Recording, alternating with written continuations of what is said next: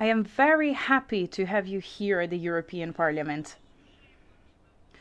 to discuss a topic that is very important for me personally and has been for over 20 years. Back when we first started to use smartphones and mobile phones in general, and I was a deputy at the National Assembly, and we organized the first symposium asking ourselves, are mobile phones dangerous? Because we were receiving information from the United States, from the UK, that showed that electromagnetic waves were possibly harmful. And back then, we already had experts that had conflicts with phone operators and therefore wouldn't give clear information. Then we created CREREM, the independent lab, in order to analyze in an independent and objective way the different measures concerning the electromagnetic waves. And then, as a European MEP, with my colleagues, and I'm also very happy to welcome Mr. Stuckman, a representative for DG Connect, that will talk to us about the different projects of the European Commission regarding everything pertaining to smartphone development, 5G, 6G, so that you can become aware of the big technological progresses. However, there is something we are not talking about, health and safety, because it's beautiful to develop technologies, Mr. Stuckman, but it's also important when it comes to the citizens to know what the sanitary, health, and environmental impact of this radiation is. And so when it comes to 5G, since the decision came from the European Commission and the different phone operators, we invested a lot of money, a lot of funds, so that we could reach a European sovereignty in order to have European patents, and so that we shouldn't depend from the Chinese or the Americans, but we didn't have an impact studies when it comes to safety. And then with the parliament, with a structure called STOA that gathers MEPs and discusses innovation, we were able to lead an independent study on the sanitary consequences of the frequencies caused by 5G. We called the Institute Ramazzini and then Italian and Belgian experts who declared that on wavelengths for whom we know the frequency, 700 megahertz, 3.6 gigahertz, studies have been conducted and proved that these frequencies have consequences on safety. When it comes to millimetric wavelengths, 26 gigahertz, there are no studies so far. So far it hasn't been used, but when we will use them, we will encounter a number of problems. Why am I saying all this? Well, my purpose is simple. When it comes to 5G, even if we develop technology, we lack a global vision when it comes to these millimetric wavelengths that we should apply, and we will hear a number of cautionary tales. I'm also very happy to have here with us electrohypersensitive people, because with time we are starting to notice that this population is increasing. These people are being discriminated, they're not being recognized, and no solution is given to people who suffer from electrohypersensitivity so that they can have a decent life. And therefore we will hear a number of stories, of testimonies from them, because they're raising the alarm about this electromagnetic pollution. As long as we are not affected by it, maybe we do not worry about it, but now we need to worry about it because it is affecting women, men, children, young people, and it is a true and real problem that should be addressed on the European level. And it's not being addressed so far. And I'm also very happy to have Mark Rivasi here with us, because he raised the alarm as a medical doctor on the trustworthiness of our smartphones. Do our smartphones respect a number of rules that are called SAR or DAS, depending if we say it in French or in English, but a number of rules are not being respected and abided by, and we realize that a number of national agencies do not carry out the monitoring that should be carried out on a number of smartphone models. And so we will address a number of questions. And I'm also very happy to welcome some representatives that have presented resolution at the Council of Europe. We have Jean Hus and our colleague that represents the Economic and Social Council of the EU and has published a report on electromagnetic radiation, and I'm also very happy to have him here so that he can share his results. And then obviously as a EMP, we had one that came to support you, but she had another meeting. But we also have Mr. Sinčić that was always here with us when we organized events when it comes to EM waves and especially 5G. He comes from Croatia and he will share a few information, and then my colleague, Mrs. Pelletier, will join us and will be the moderator for the question and answer session. So here is, in a few words, what I wanted to say. There is a huge amount of work that needs to be done. We need to recognize electro-hypersensitive people, and I'm very happy to have Europe for Safe Connection, this association. Where is Rock? I saw him before. Oh yeah, here. Who represent this association that comes from the Netherlands, and I will now give the floor to him because this organization that is gathering a number of member states. Oh, here Sophie just arrived. Sophie, you can join me. Et qui, donc, votre association. So this organization, your organization, is a sort of alliance gathering associations, experts, electro-hypersensitive people. And I think it is giving a good example of what we should be building at the European scale. So here Sophie is taking her seat, and she will be, as I said, the moderator when we will have our question. So Mr. van der Boom, I will give you the floor.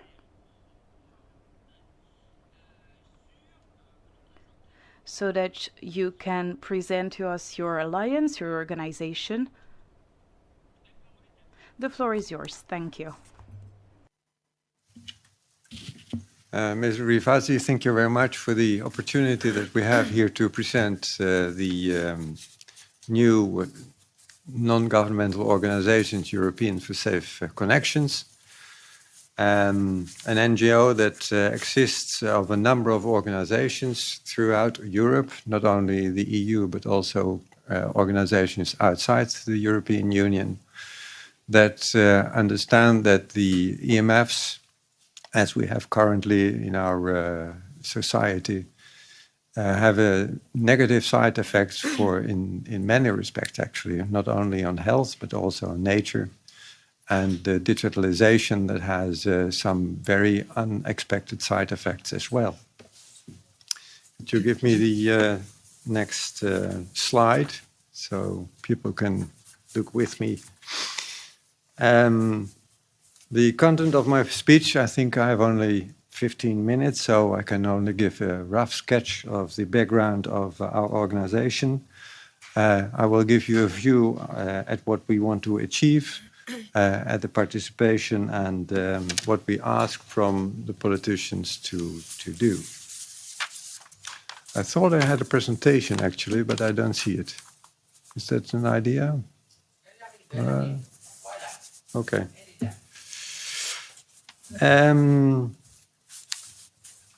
First, how it began.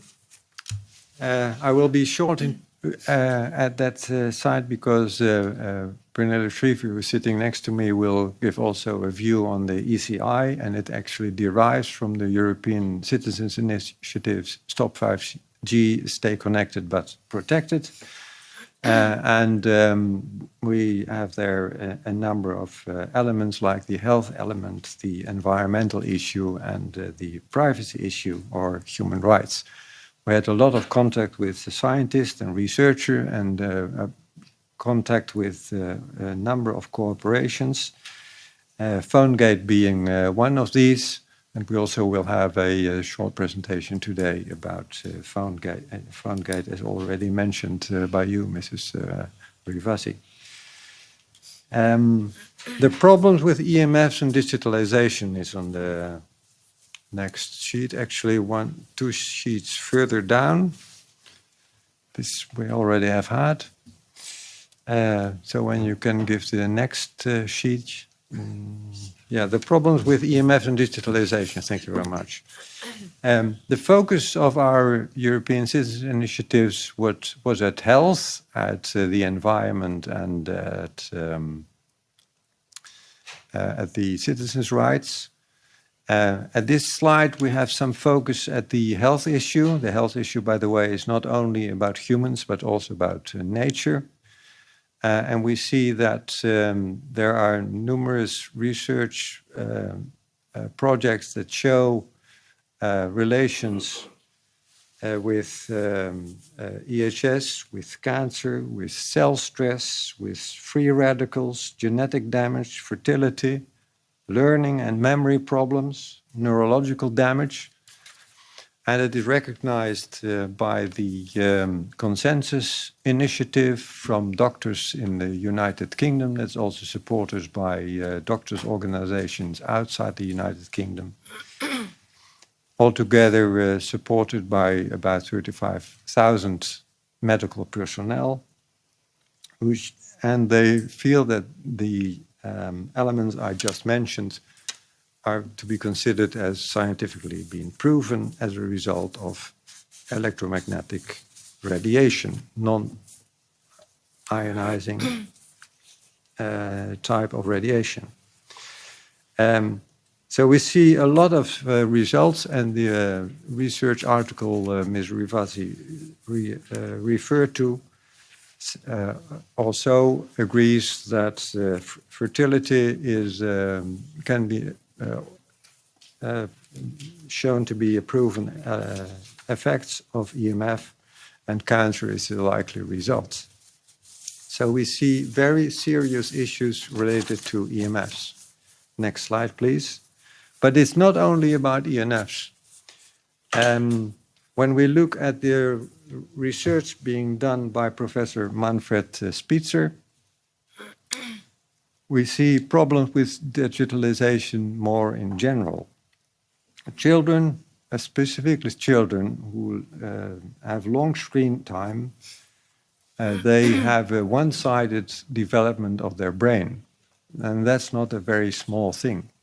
And as a result of this one-sided development of their brain, they may encounter very early dementia, even decades before you could normally have dementia, which is basically an old people's syndrome. But it can happen even at ages like 40 years. And what we see with children is that they have reduced learning possibilities, attention deficits, lack of self-control, sleepiness, depression, and what is also a completely different aspect is addiction to screens. And at the left side, you see some examples of the research of Professor Torchert Noord and Mrs. Super, the German research. And you see that children who have a long screen time every day write much less well than those who have only limited screen time. And also the memory of those children are much less than those who have limited screen time. So these are very serious consequences of the digitalization, and we really have to do something about this. We have the protest in France about the pension age, and somehow all this has to be paid. And when the next generation is not capable to work, then we have a very big problem. And when I have the next page, we see in the past that authorities are extremely slow in response to new environmental issues. At the left side, you see a number of issues. The list could be much longer. And the second column is about the first scientific early warnings. The third column is the date that there finally is some effective risk reduction action. And the last column is the years of inactivity of the authorities. And as you can see, this can be built up to more than 100 years before finally something is being done about the problem. As soon as there is recognition, usually the authorities not even start to respond quickly, but even then it takes years and years and years before there is really an effective action. And I introduced the orange line about the non-ionizing radiation, the subject of today. And I had to look at the military study of the military in the US of 1980, and we had a report of our Health Council from 1975 in the Netherlands. And when you look at these research, the American study goes back to 1938 with the references, and the Dutch studies goes back to the 1960s and 1960s. And they all show the phenomena that we currently see in the recent studies, as well as an outcome of health effects of non-ionizing radiation. And no effective risk reduction action has been taken. Only the heating is taken seriously, but the so-called biological effects are not taken seriously at all, although there is a magnitude of research on the issue. Next slide. Thank you. This is what we are doing for most of these activities. Next slide. We also see there is no impact analysis done for the digital communication. The wireless communication doesn't need to do, not for 5G, not for 4G, not for 6G, no requirement at all to see any impact assessment in respect of the environment. Not in respect to mining, not in respect to the enormous energy consumption that is needed for the new wireless radiation, or wireless communication, I should say. Next slide, please. So that's why we think there is a need for a Europeans for Safe Connections, because the authorities await for full scientific proof before even the first action is being taken.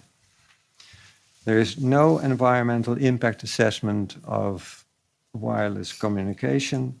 The human rights are not taken into consideration. When I write a letter and I do it in paper, we have the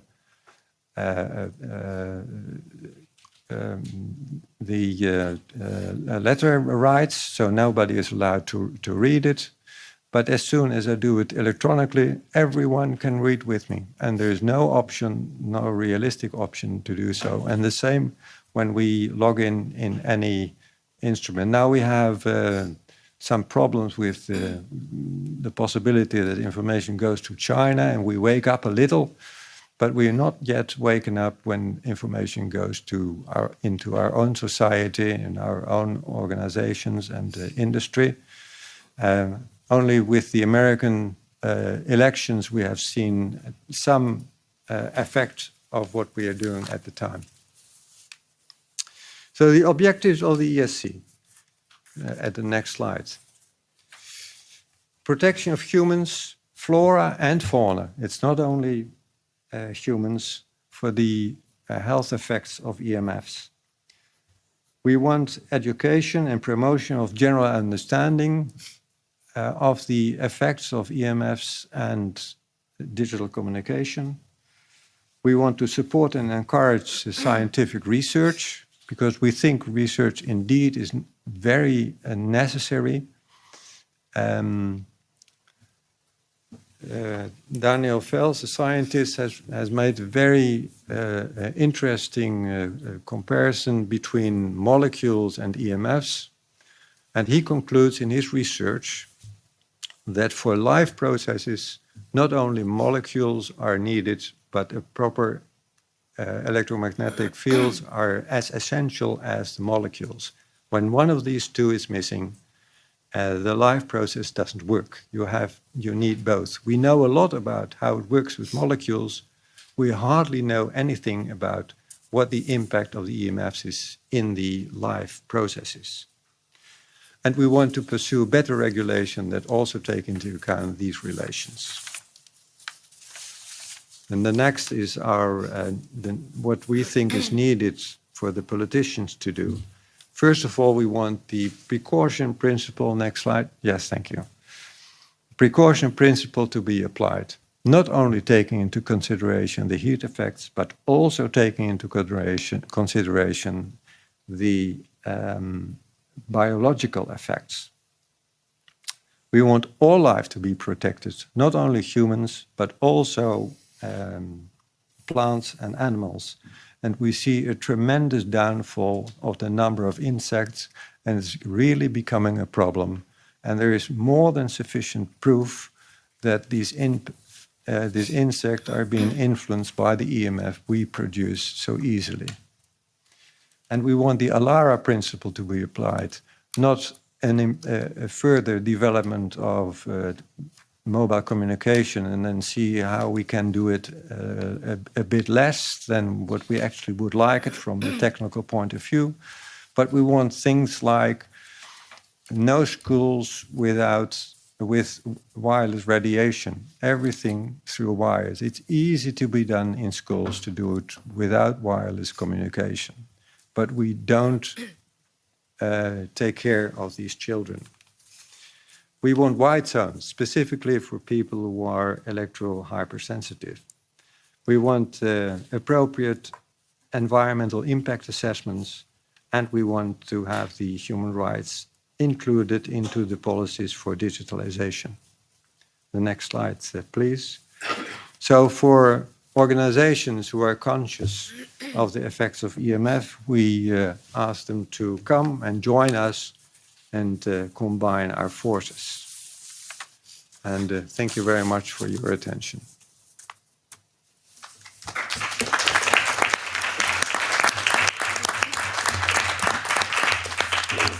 Merci, Monsieur Van der Boom. Thank you very much, Mr. Van der Boom. I'm very happy to hear that you have offered a number of guidelines that we could apply to our new text. Now I will give the floor to Mr. Marco Razzi with his association PhoneGate. Please tell us how you created your organization, what we should do so that we can raise better awareness when it comes to our smartphone use, and how, because here we are representing a wide variety of countries, and I think that we can all do something, but how can the European Commission contribute so that the different countries can contribute to the cause? Yes, good evening, everyone. First of all, I would like to thank the EMP Michele Rivasi. That is a huge support for us, for our association Alert PhoneGate, that knows the topic quite well, has been interested in it, for a number of years, and had invited us in 2019 before the COVID pandemic to talk about it. I would also like to thank Bernie and Rob for European for Safe Connection that allowed the launch of this collaborative European campaign that I will be discussing during my presentation. You can see the slide. This initiative will reach hundreds of millions of European users and consumers that use smartphones. Next slide, please.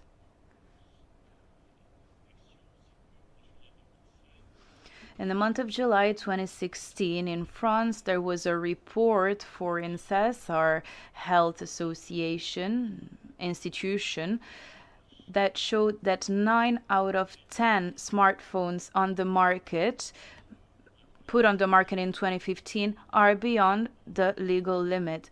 And I asked to access this report, and at that moment I realized that it was very hard to access the reports. And to be short, today, thanks to a number of actions that were led since 2016, we have a database inside of which France has published more or less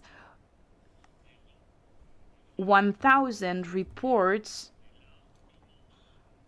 And so monitoring actions are being led, and this is how PhoneGate started, and I will be brief in my explanation. Next slide.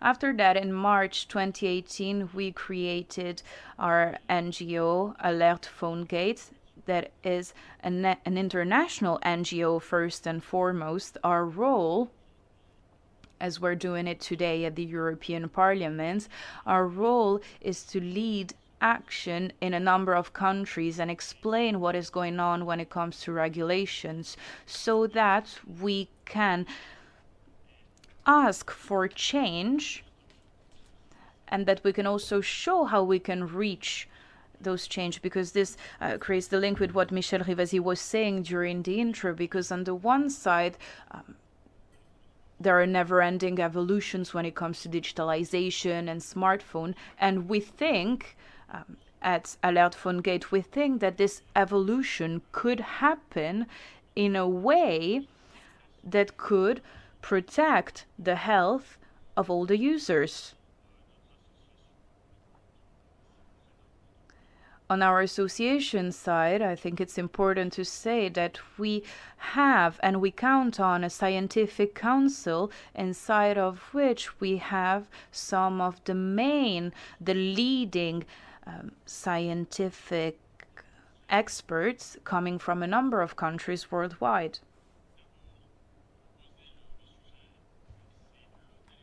So first and foremost, a smartphone is the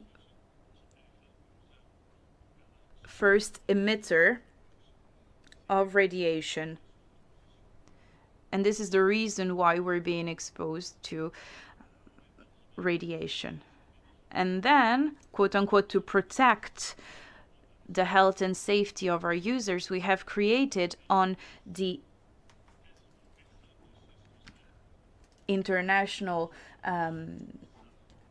scene, we have created SAR, in French DAS, the specific absorption rate that is supposed to measure the heating properties of the wavelengths to which we are exposed, and by measuring the thermal aspect, the thermic aspect, we can know whether we are protected or not.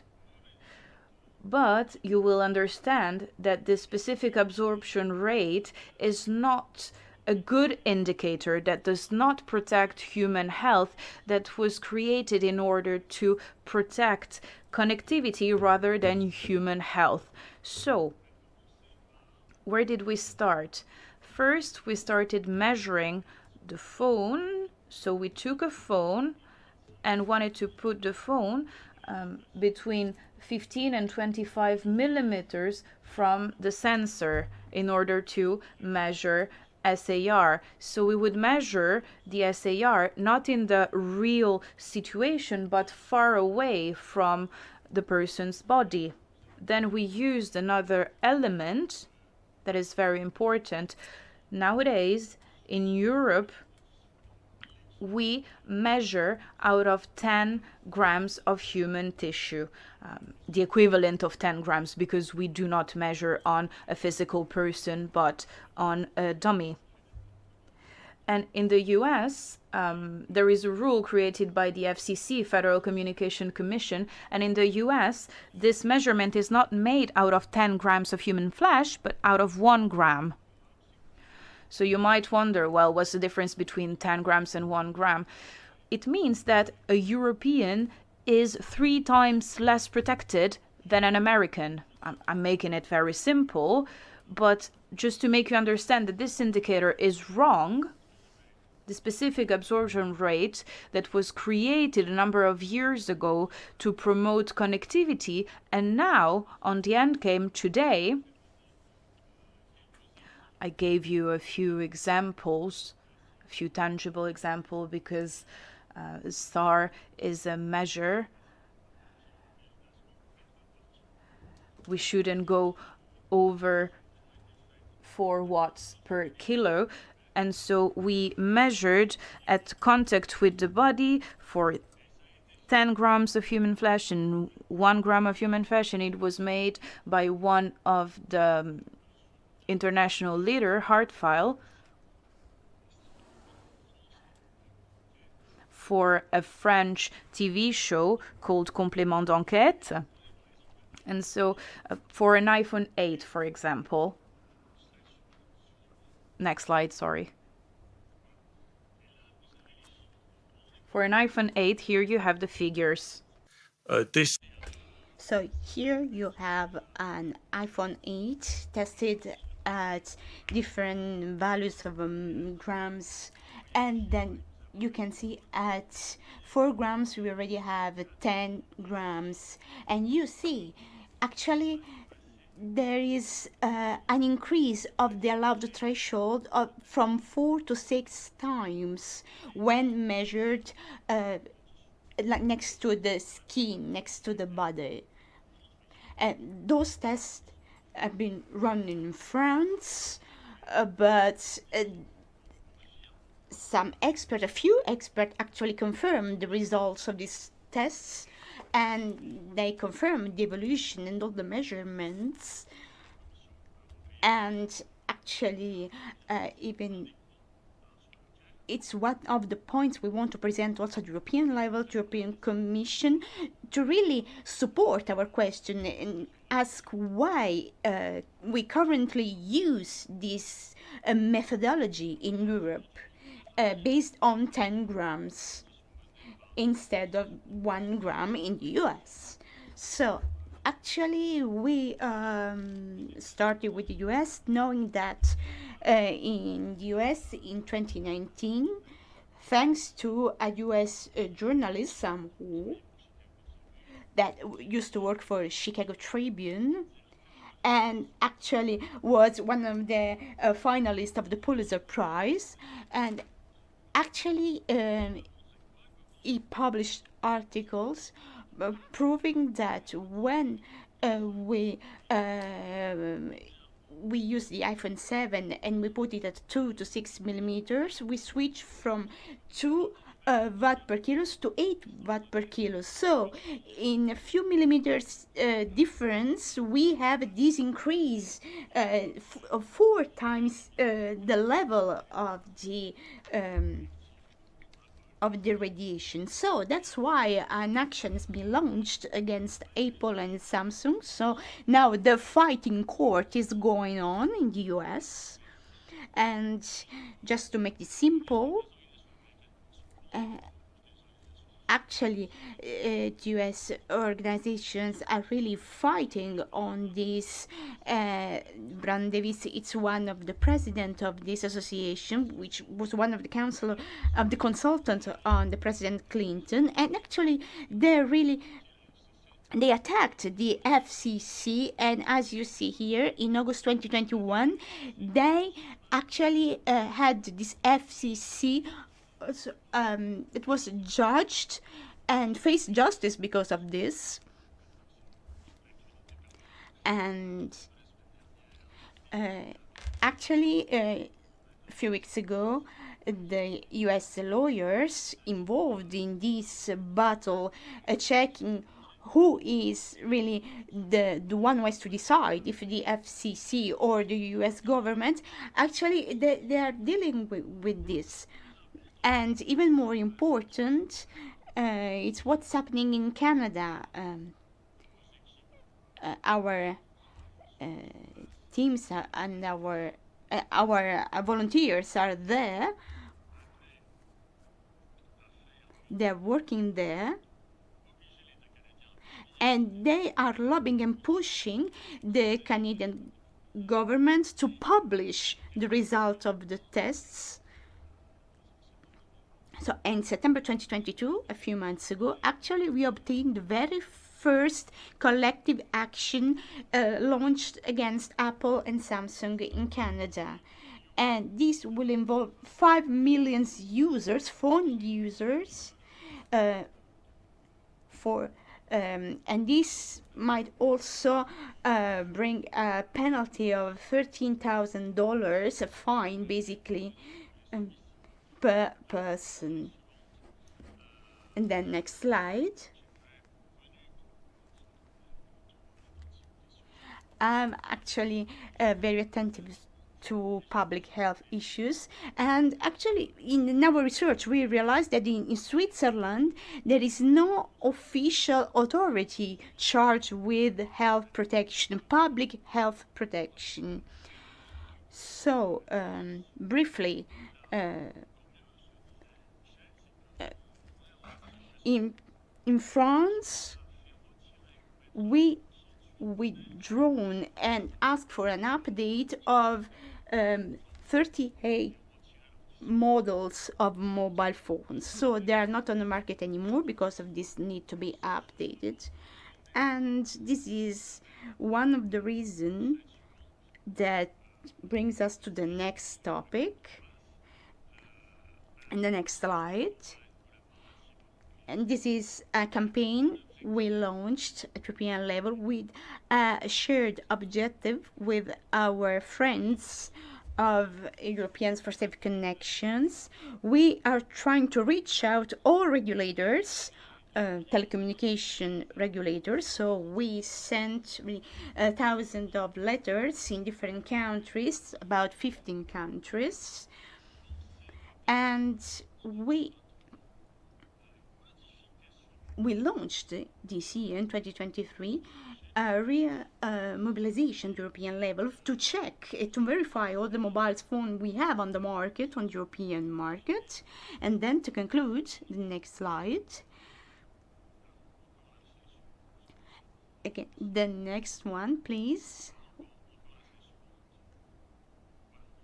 Okay, so those are the objectives I want to present to you. So basically to carry out regular controls in several countries in Europe, make sure that each European country has open data about those texts, and then publish in the RAPEX also the fines, eventual fines against the producers, and withdraw or update all the mobile phones that do not respect this SAR, and to review and make a full revision of the fast methodologies we do and we carry out for the SAR, as well as the legal framework that accompany them. In our website, on our website, you can follow all the news and updates about our actions. And so if you're interested in this, you can check everything again news from our website. Thank you.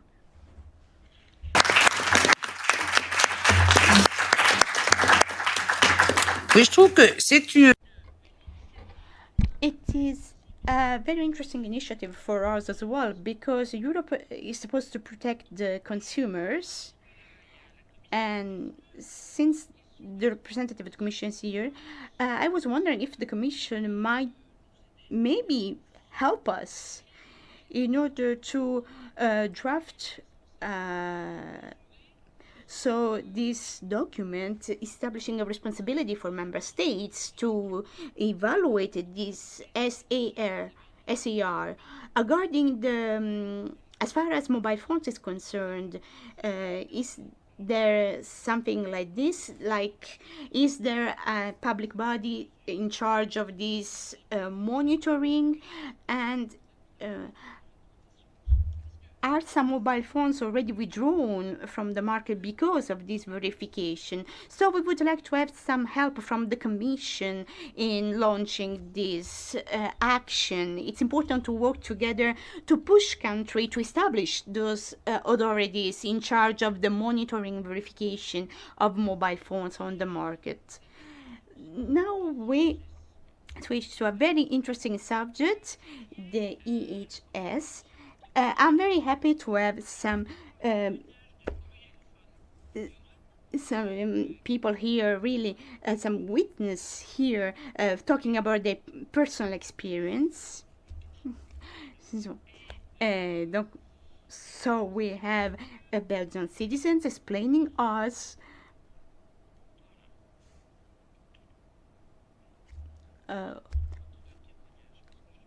what she experienced, and I'm very looking forward to listening to you. It's very important to have you here and have the opportunity to listen to your words.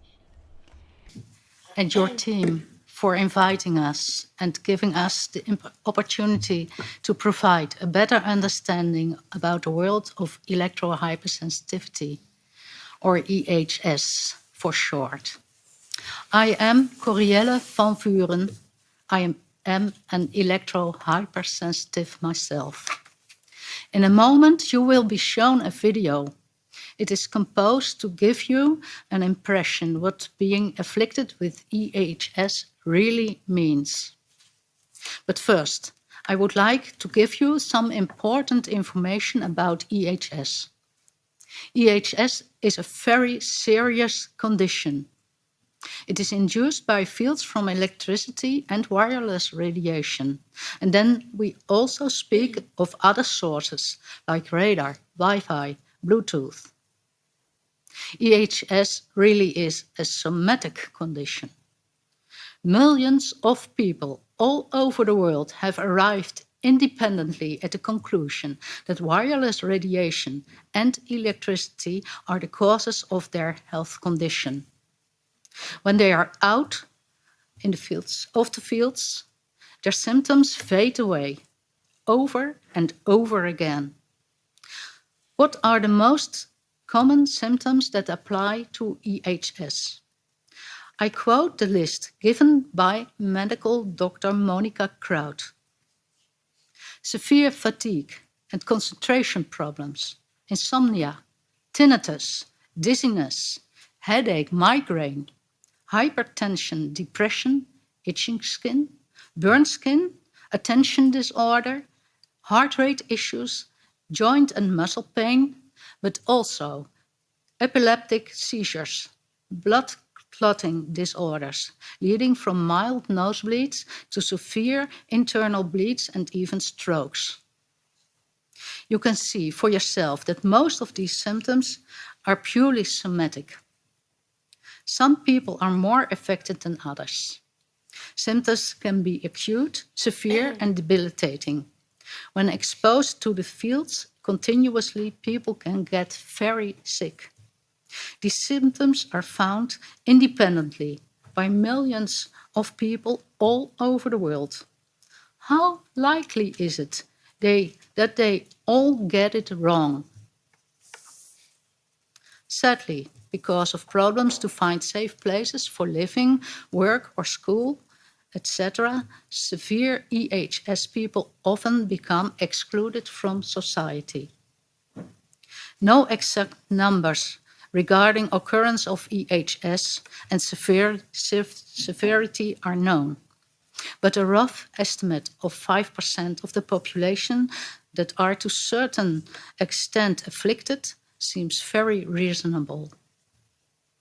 The studies that have been done on EHS are mainly provocation tests that all use the same incorrect method. They test whether people can perceive radiation, but the body has no specific organ to register radiation. These tests fail because they don't take into account the mechanisms behind the symptoms. Implicitly, in these tests, EHS people are asked whether they can tell that due to exposure, their blood pressure went up, their heart rate changes, or the pattern of brainwave changes, or whether they started to bleed internally, how many times they had a headache in the last half hour, and how can they tell if this happened because of the last exposure or of the one before? What doctor would ever do such a thing to diagnose his patients? EHS is not acknowledged. That means there is no help in whatever form. Not financially, not medically, not on the individual level, nor on the level of supporting organizations. Now I would like to show you the video. Please start the video.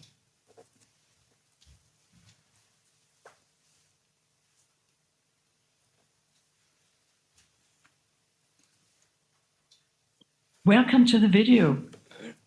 You will now see some video clips with people who suffer from electrohypersensitivity or EHS. They were once fit and healthy, but then their lives changed dramatically. My name is Charlotte Ryø, and I'm a board member of a Danish health organization called Mayday, and I'm also a representative of the NGO, Europeans for Safe Connections. I began to have symptoms from being around wireless telecommunication. I began to have, heart palpitations.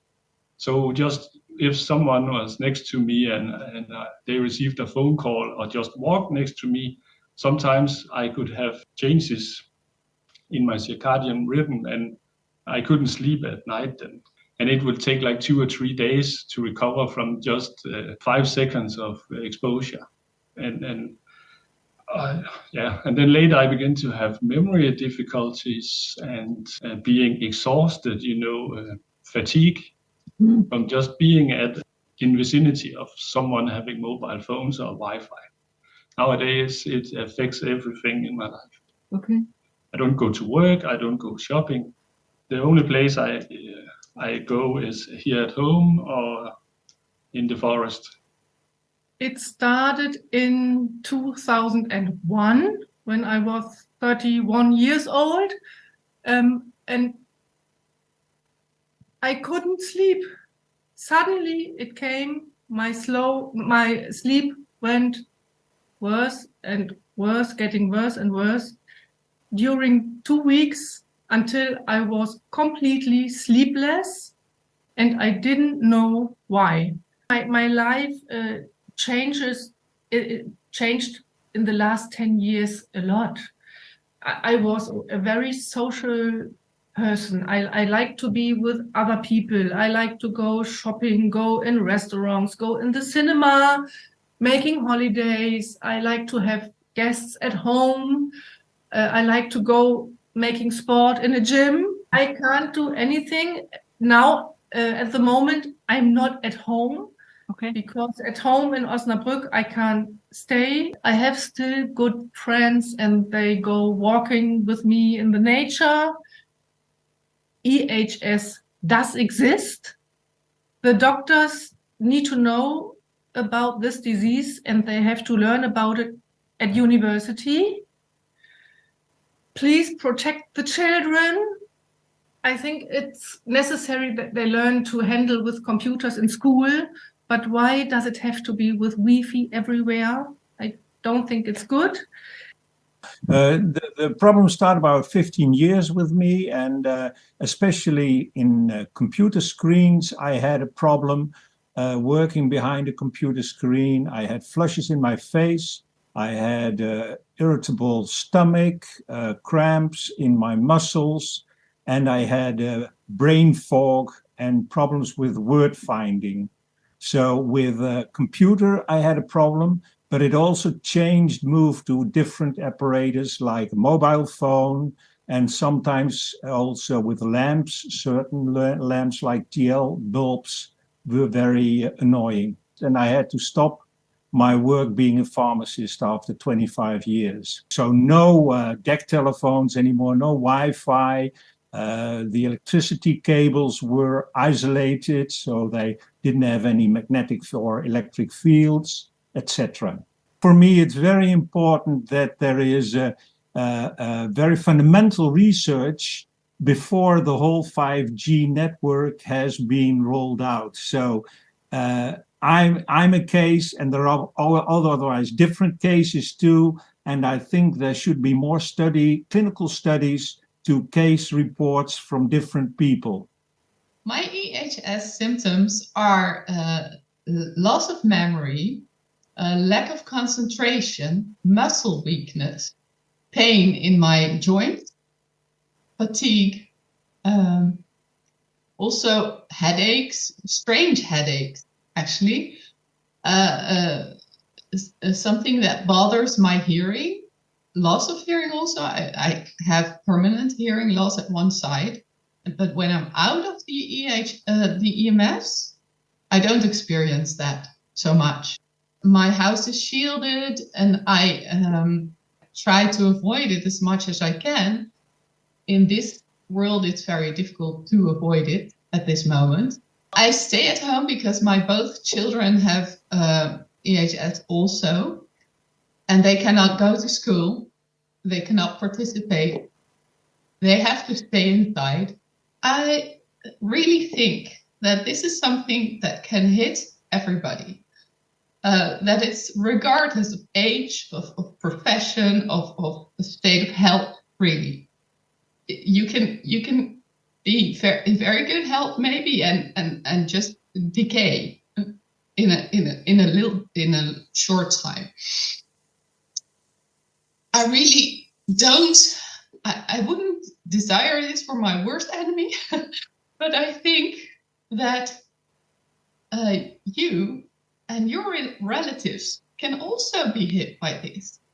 I really hope that you see that we're not a couple of strange people who just got this at one moment, but that everybody can experience this, and it's a very harmful experience.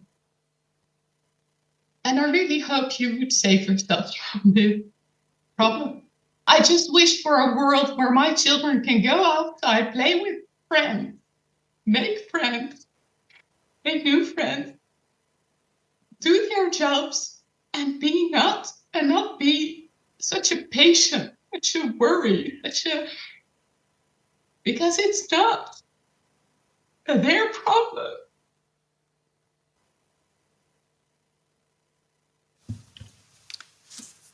So it's not their problem. These children should have a normal life. EHS people are excluded from society because they have to live in a runaway society that wants more and more connectivity. Should efficiency, comfort, and fun be allowed to come at the expense of others, without regard for their health and without their consent? We have been asking attention for this issue for more than 20 years. I hope you start listening. EHS people have a right to live too. What is happening is an unacceptable violation of human rights, and it is not worthy of a true democracy. We need you, MEPs, to fight for us. We urgently need DG Connect to recognize that already in the current situation, the living conditions for electrosensitive people are particularly difficult. The plans regarding 5G and 6G are not acceptable without an adequate response to the problems of EHS. Society has to become accessible again to the EHS people. What is the Commission going to do? We are ready for a meeting, so we can have a good discussion on the subject. And I end with stressing my wish that other EHS people could be here as well in a radiation-free environment.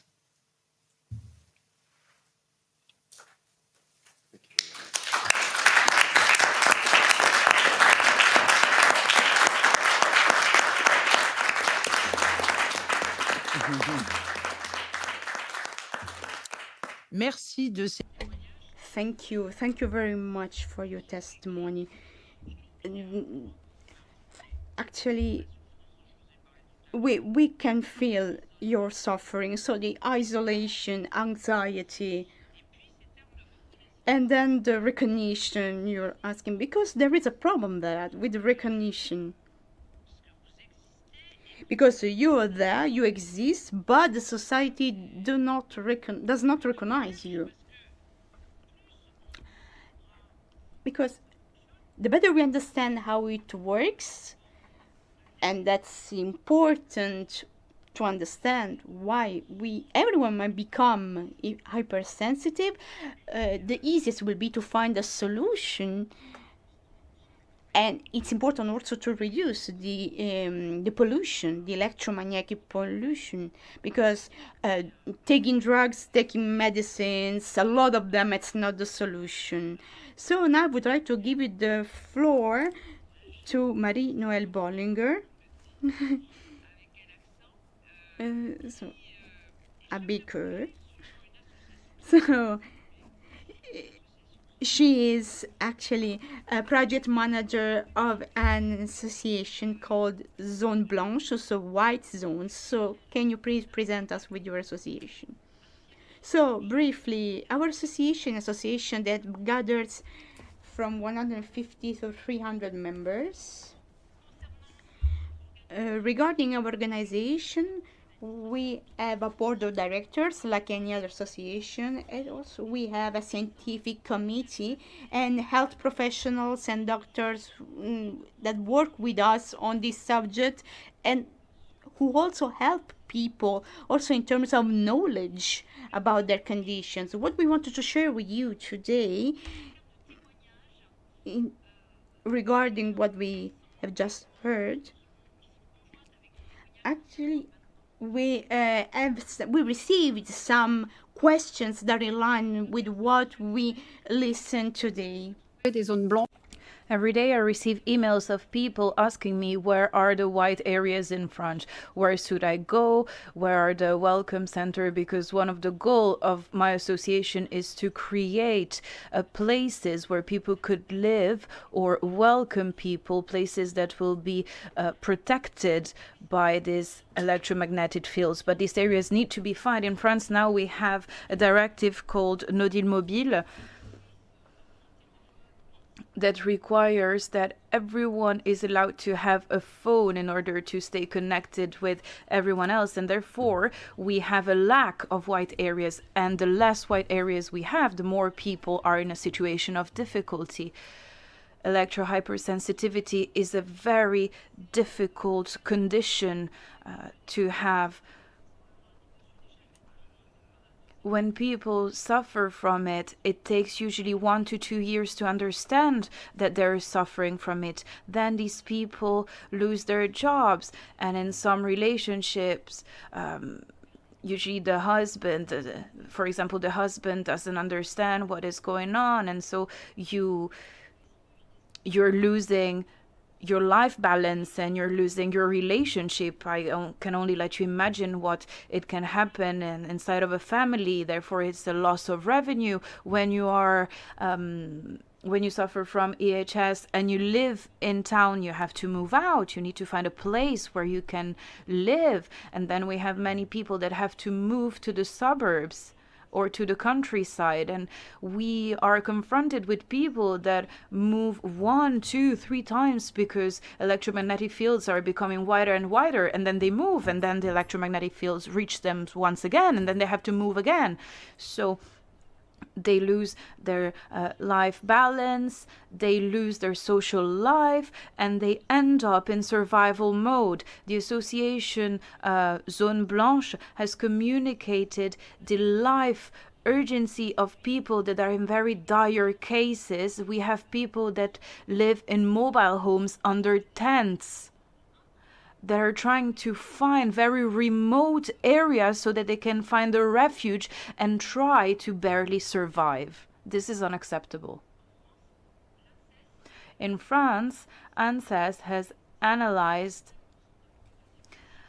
and has shown that 5% of the French population is affected by EHS. This equates to 3.6 million people. This is to give you an idea of what it could be at the European scale. Therefore, taking action is urgent.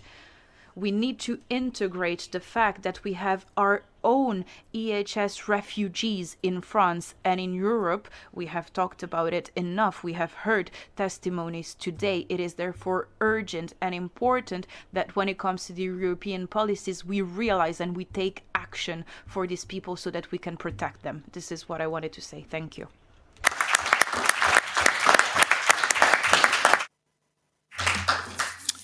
Merci Marie-Noëlle. Alors, en tout... Thank you very much, Marie-Noëlle.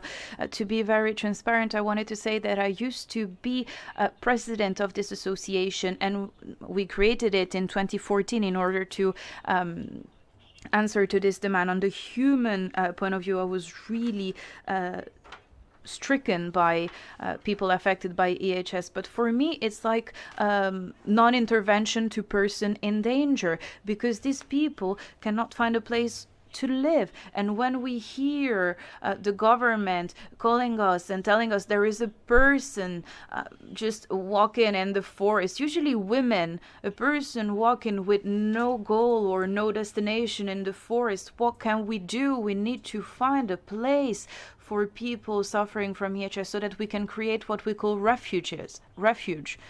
And there are different levels when it comes to people affected by EHS. There are people that are strongly affected, that have very strong symptoms, that need to live in caves almost in the middle of nowhere. This is unacceptable. And then we also have people that, for example, if they are in a safe space during the night, they can still survive during the day, still maintaining some level of social life. But I think that these people are not represented, are not being heard, are not being protected. And these white areas are very difficult to find, because nowadays our society relies on the fact that everyone needs to be connected. And so, well, the problem persists.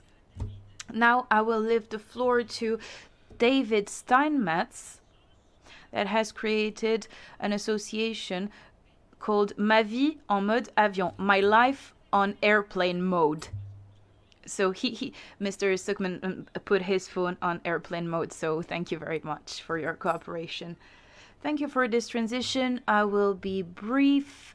We've had our introduction. My name is David Steinman. I am an engineer. I'm 29. I work in the topic of circular economy, notably when it comes to the European Union. I suffer from EHS. I have been suffering from it for 4 years. In the beginning, I thought it was a simple case of burnout, but after a number of years, I realized that when I was away from any Wi-Fi source, my symptoms would disappear. So it's very surprising, and I truly didn't know that studies about this topic existed. And so I had sleeping disorders, and it was a general number of symptoms. And back then I didn't know that it would become as degrading as it is, because I didn't know anything about EHS. We need to know that EHS today can be detected through blood sampling. Since 2020, the study led by Paul Ribalet showed that there are some blood signals that can show people suffering from EHS.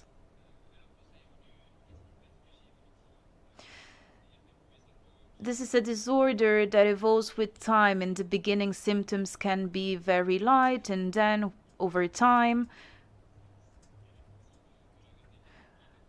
the symptoms become more severe, up to a moment where, like Guy, thank you so much for being here, symptoms can evolve up to when it is impossible to be in a room without protecting with some wavelength proof fabric. So, as I said, I'm an engineer, and I came with a question about the economy side of things. We always need to find a balance between the economy, not only when it comes to 5G or 6G in every single sector, but we need to find a balance between the hidden costs for the collectivity. For example, let's take a very clear example, cigarettes. We have taxes on the selling of every single pack of cigarettes, but it does not allow this added cost cannot cover the cost, the sanitary cost for people who die from cancer because of smoking. We can talk about a number of polluters and this balance, but then we could wonder, we could ask ourselves, when it comes to electromagnetic radiation, do we really identify, can we realize what the hidden costs are?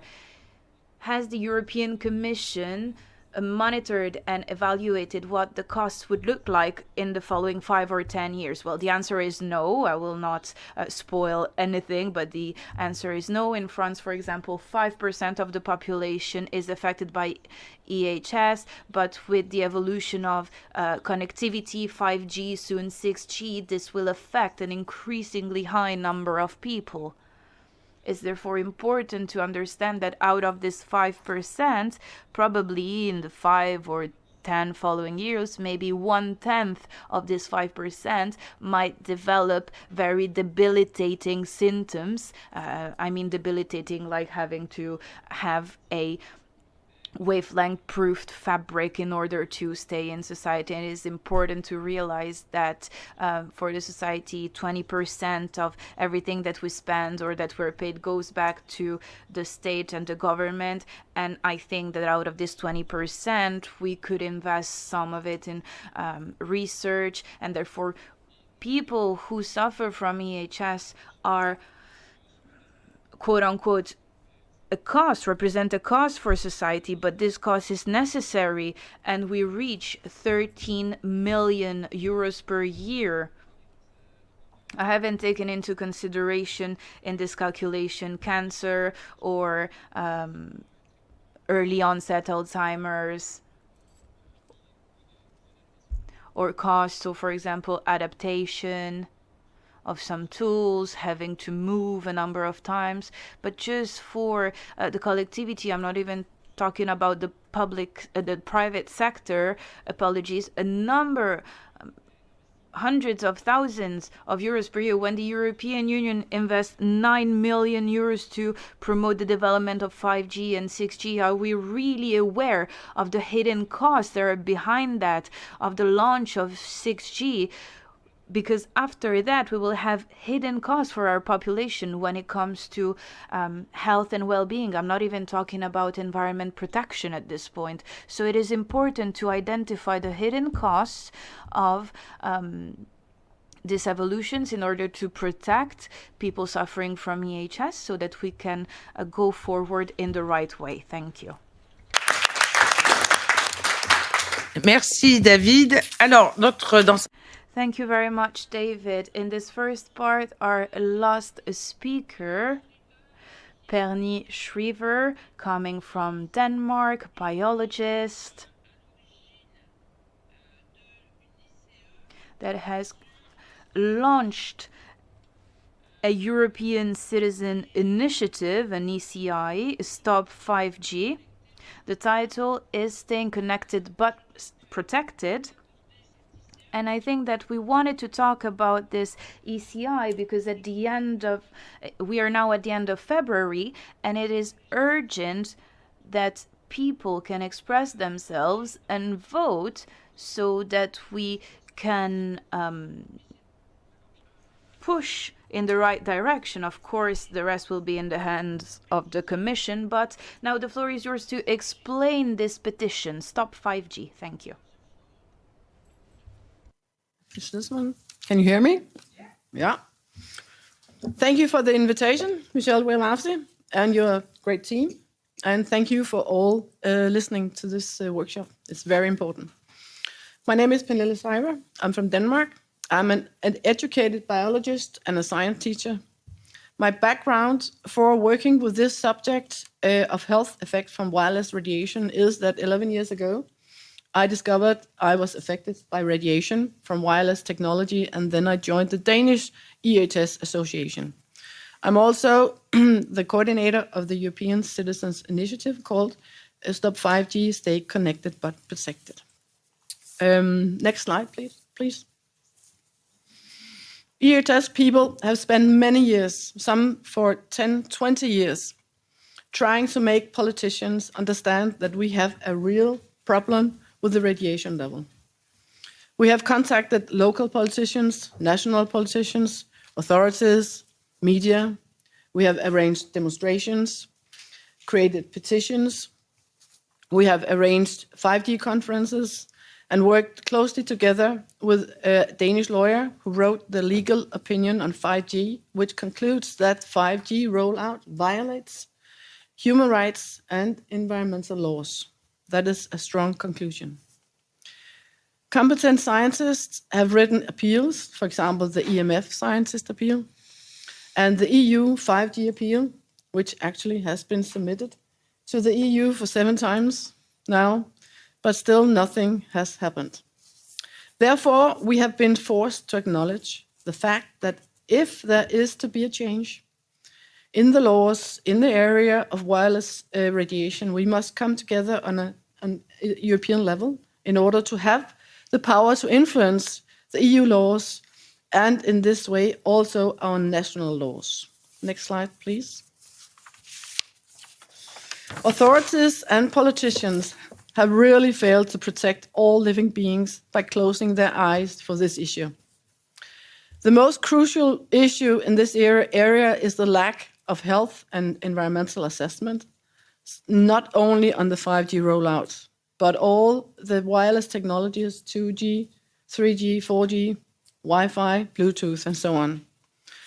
All human beings, especially our kids, are vulnerable. Animals, plants, and nature are suffering too.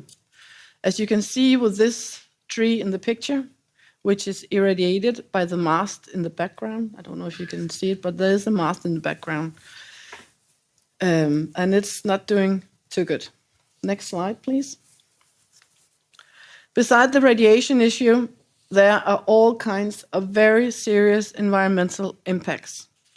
I will just mention shortly, because I don't have that much time, but you can read more on our webpage. We have the mining, destruction of natural habitats, we have the conflict minerals, we have the energy consumption that is rising, and we have electronic waste rising as also, and all kinds of pollution. So it is very important that the environmental footprint of the digital rollout will be reduced. Next slide, please. It has not been easy to work with such a controversial topic. We know in large segments of the population, 5G is a positive part of their lives. Politicians are supportive through policies and financial funding. Industry with large amount of investments, and media which hardly ever mention the dark side of the wireless technology. It is as if large parts of the society are wearing blinders, do not want to see, do not want to hear, and do not want to talk about the dark side of the digital rollout, which is on speed. It has also been quite difficult to spread the word about 5G on our ECI because of censorship that we have experienced. We have been excluded from Facebook, YouTube, LinkedIn, and specific fundraising platforms. Our freedom of speech has been suppressed. Our ads and press releases have not been accepted by mainstream media, and we have not been able freely to explain our ECI to the European people. Next slide, please. Despite all the challenges, we have had several successes with our Stop 5G ECI. We have had the EU-wide collaboration with PhoneGate, where we have worked together with Mark Rivasi, sending letters with questions to responsible authorities about radiation levels from mobile phones and other wireless devices.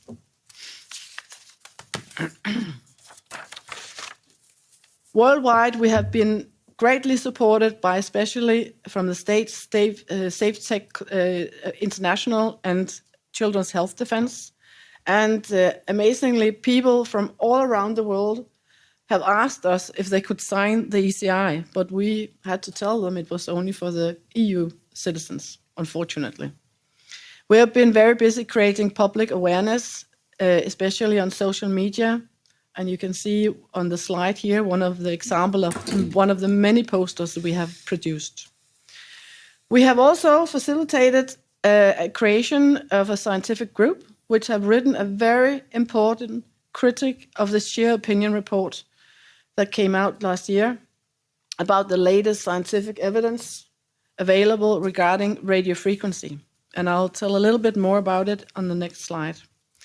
And of course, we have managed to launch a very important NGO, the Europeans for Safe Connection, as Rob presented before. The scientific networking, we have managed to connect a group of Danish and Swedish competent people who have written a scientific report called Critique of Share Opinion Report on Health Risks from Radio Frequency Radiation, which criticizes the Share Opinion Report, the EU Share Opinion Report that came out in 2022.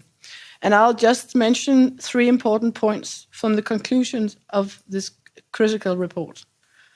The EU Share Opinion Report has predetermined outcome favoring industry interest by the selection of pro-industry experts.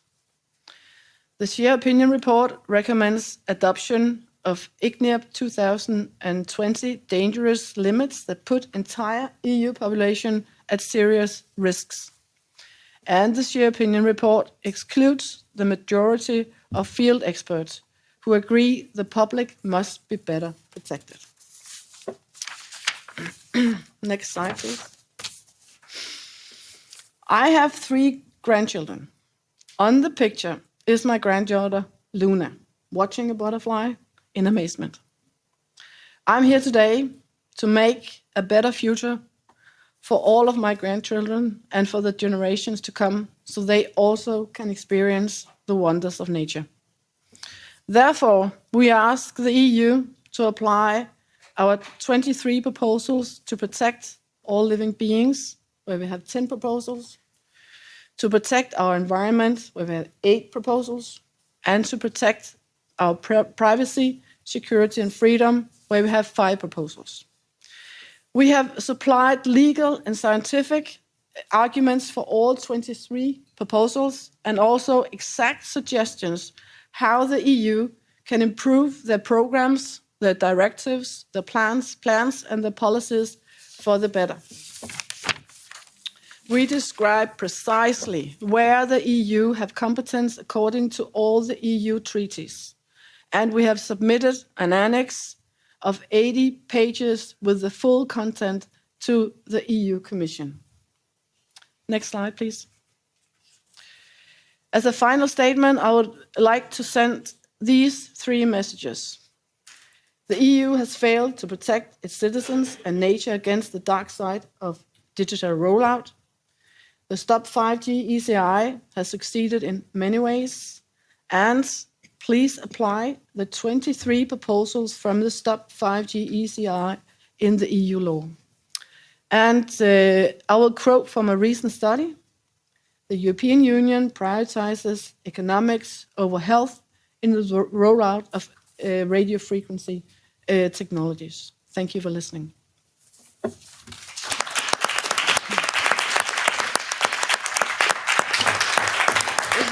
Alors, je vais prendre la suite et remercier.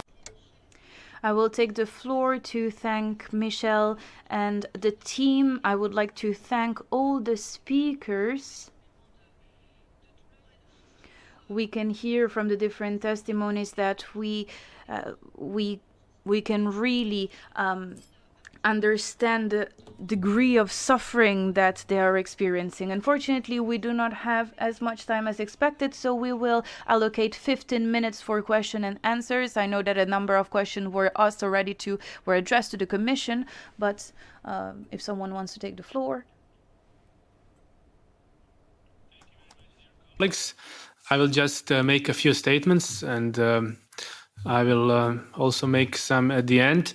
So before coming here to European Parliament, I was a member of Croatian Parliament, and I was also chair of the Committee for Environment Protection in Croatian Parliament. Also, I made a seminar in, I think it was April 2019, and we brought representatives of scientists on this event. One of them was Dr. Ole Johansson from Karolinska Institute from Sweden. I think he just retired in that year or so.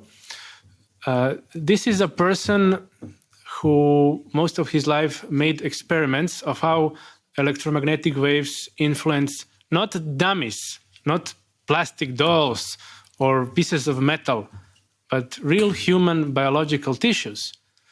And it is really a tragedy that most of the regulatory bodies and scientists ignore everything but the thermal effect. How much will a piece of metal or a piece of skin increase in temperature after some limit of exposure? But what about biological effects? What about long-term effects? So Mr. Johansson made a statement on that event that the cumulative effect, not in 5 minutes, but over 20, 30 years, exposure to this radiation could have dire consequences. So this is something that is being completely ignored by most regulatory bodies. And he's not the only one. There are hundreds of scientists who even made some petitions to emphasize such dangers. But so far they are being ignored.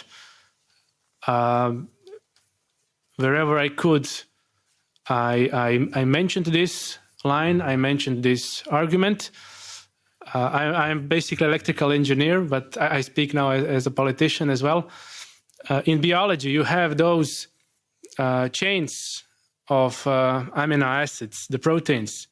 And if they are charged in one way, they have a certain shape. But if they are charged in another way, for example, by electromagnetic wave, then they change their shape. And this influences a wide range of cellular processes. So it is quite a complex field, and we should put much more attention on that than we put now. For now, thank you.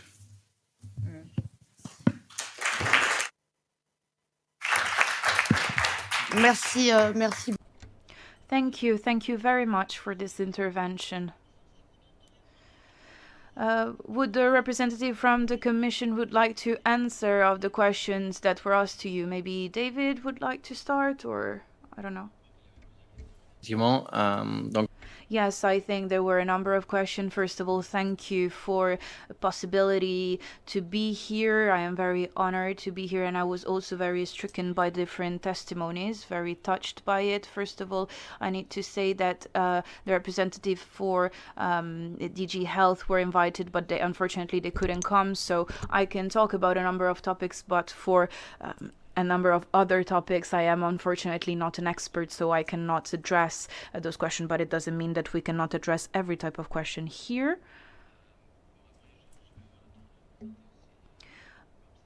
Maybe I will have time to, in the second part, to present our 6G program in the second part, if I'm not mistaken. Here we're surrounded by a number of experts. A number of limitations are being put into question that are based on our current results. A number of efforts are being put into science in order to better ourselves, because we need a wider set of data, because if we have more data, we can have more intelligence. In the context of this program, we have a project funding research on EMF. This is important, should be highlighted. And then there was this remark on the committee. So we are currently reviewing our limitations. It is an ongoing revision. There was a first opinion that was not published after a consultation. These comments are obviously being taken into consideration, and then I think there will be a second opinion by the half of this year, half of 2023, if I'm not mistaken, where we will talk about new frequencies that have been addressed previously. The milli-meta waves. So what helps is that they are short distant waves. So when we have ideas on 6Gs, there are always the opportunities of technology that say if we have huge and tall transmission towers, it is less beneficial for people suffering from EHS, rather than if we had antennas on shorter lengths, or maybe the possibility of having more wide areas or areas upon which we have full power and range of action. I thought that the cost-benefit point was very interesting, the point that Mr. Steinmetz made. Of course, we are concerned about the health costs that are in a link with 5G, 6G. These assessments need to be made, but we also heard a number of arguments about energy efficiency, energy consumption, and in this context, we wonder, indeed, we have this challenge of the green transition where we clearly need the help of technology in order to achieve it. And so what is the potential of digital technologies in order to advance this green transition agenda? But at the same time, we need to do our homework, if you allow me the expression, so that we can really identify what our consumption in the sector are, and make more effort in order to create technologies and devices and networks that use less energy while being still optimal. So this would be the first round of answers, but if there are more questions, please go ahead. Yeah, maybe I only have a remark after what you said, because there are a number of things that are quite concerning. We talk increasingly about artificial intelligence. You said the more data we have, the more intelligence we have. Well, I do not completely agree, because I think that intelligence needs to be collective. It's not because we have personal, private data that we have more intelligence, but this is a personal opinion, I think. We can clearly see it, these networks that are being created everywhere. In my region in France, Jura, these networks do not exist everywhere. There are some white areas still, but the difficulty lies in the fact of understanding where the European Commission could act in order to find a balance, to find a safe space for people who need to be protected, and how we can find balance between these people and people who do not need protection. How can we create a safe space so that people live in a community, no longer isolated, so that people can safely go out of their home. For example, during the COVID pandemic, every child at school age needed to be in front of a screen in order to continue and pursue their education, so that in order to see progress, I think Rabelais said progress without conscience is like a heartless progress. So yes, we need to achieve progress in order to benefit humanity. We need to take the human factor into consideration, because this is not about phone operators, it's about a whole market. So how can the European Commission have an impact on phone operators that want to install antennas everywhere? I'm so sorry I took the floor, but if someone wants to ask a question, please go ahead. Par Internet. we have a question from internet online. Actually, there are 100 people following the live discussion, and we received a few questions in the chat. And among those questions, we have one question regarding the debates. How, and this is for Pernil Shiver, regarding your initiative. How can you explain within this citizens' initiative, with all the signatures you get, that Romania, for example, only had 1,500 signatures during the first month of the petition, and the rest, actually, the 500 additional signatures are on over the 10 months that are left, taking into account that other petitions have collected 34,000 signatures. So how can you explain this gap? So maybe there is a bug in the system that collects signatures for your initiative.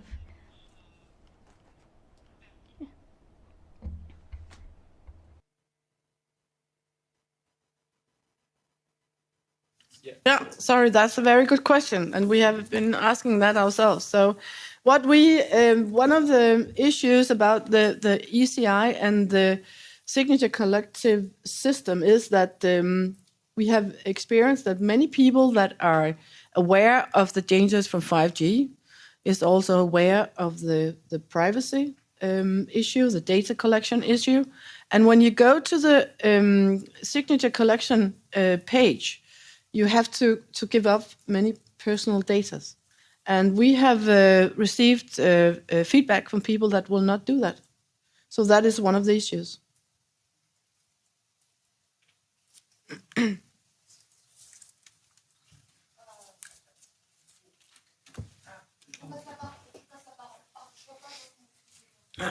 Oui, je m'appelle Charles Six.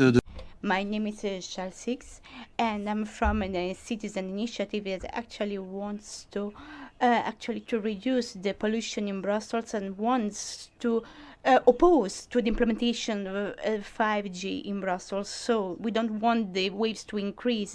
I have a very simple question for Mr. Rivasi in this fight against the SAR rules. So there are plenty of operators that do not respect those rules, so there is a lack of trust. How can we trust those people, and how the Commission works to develop a technology, the 5G technology, that's based on this lack of trust?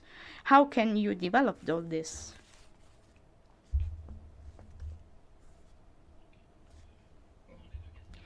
So I can answer the two questions.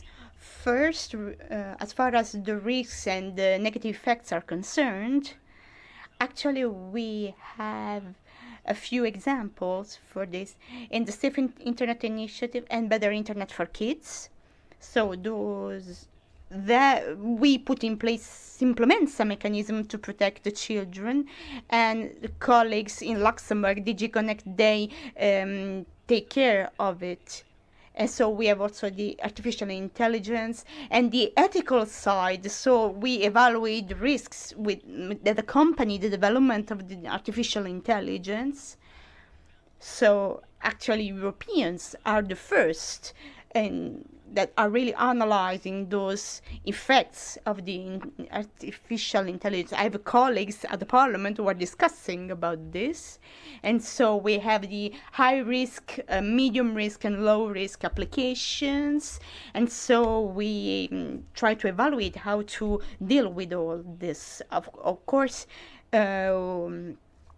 we do not include all risks, but there are some examples there. And then regarding the other question, regarding the rules, abiding the rules, actually we launched that initiative a few years ago during COVID, together with different regulators,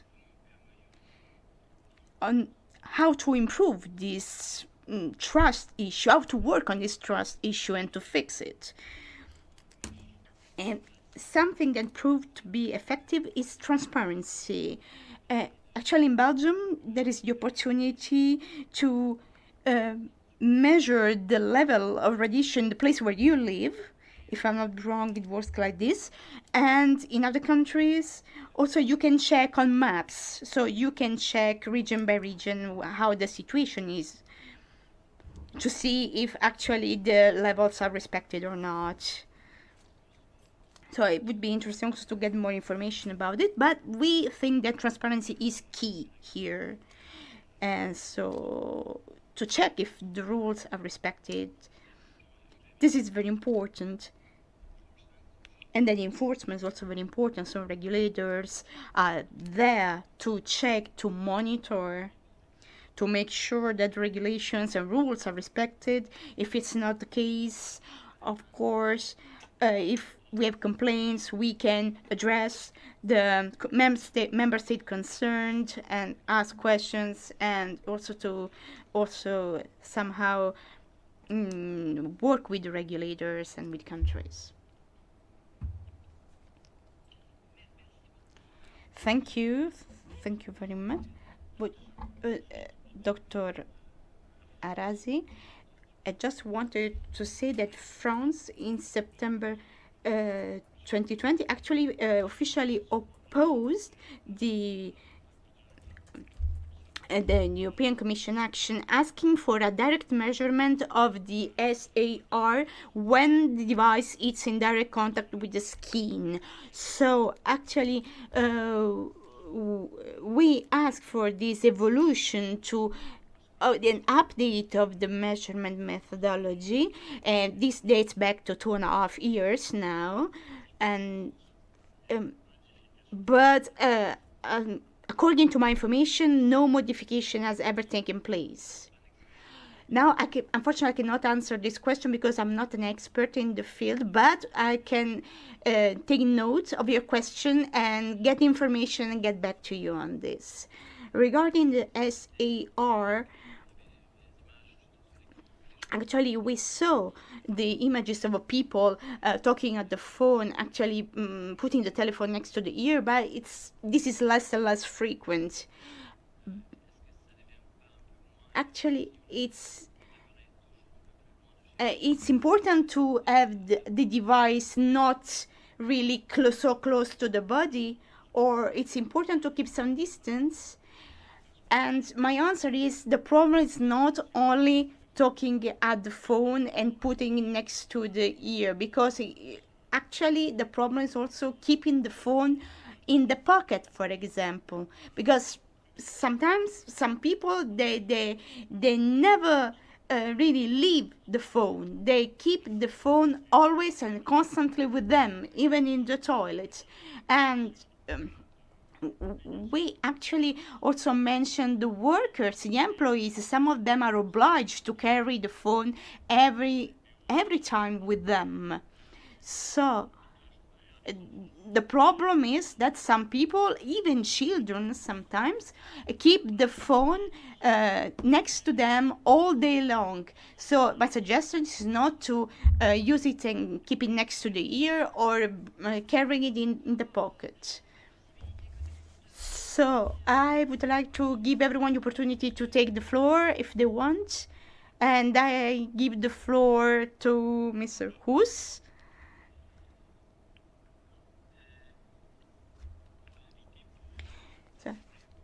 I was invited to share with you some comments on the resolution that I submitted to the Council of Europe in Strasbourg during the Parliamentary Assembly in 2011. I cannot, of course, make a summary of it because we don't have enough time, but I would like to highlight what it's written there. Actually, I can confirm that no positive change has been made for the health of people, for nature, for animals, for domestic animals, or for bees, for all those who are exposed and more exposed. And these make the situation even worse. So if operators and commission keep ignoring all this and being blind to all this, I can see troubles for us in the future. Even now, we have a new study regarding the 5G or 4G plus, because what we have, it's the 4G plus with new frequencies that reaching 3.6, 3.7 gigahertz. And this has been mentioned, the first study that had been made and that have been published in papers like Psycho or Physiology in 2021.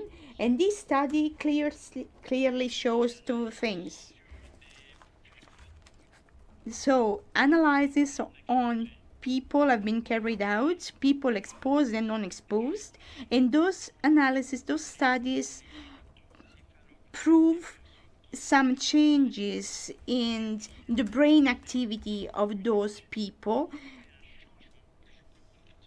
and the brain scan actually showed a change in the activity after 30 minutes exposure. I can show you this picture. This is before the 5G implementation. So it was an iPhone 12. This is the test on people after 30 minutes exposure. You can see here the difference. You see at the bottom you can see the changes in the brain activity. That it has been made through high intensity brain scan. So during this experience we actually realize an activation of the beta-ega waves and the reduction of the theta and alpha waves. What does it mean? This means that there are some changes at the physiological level of the brain, and at the same time the same people have been tested through some urine analysis, urine tests after 1 hour, 1.5 hours, after 2-3 hours. You can see the result here in this table. In this test, we saw that an increase of some biomarkers that may cause inflammation, and we saw that interleukin A beta, that plays a very important role in inflammation, increased massively, and we also saw an increase of another cytokine, pure necrosis factor alpha, and during those tests, those levels have been measured, and we saw this huge change. This means that the interleukin beta has been activated at brain level, so causing some endocrine stress.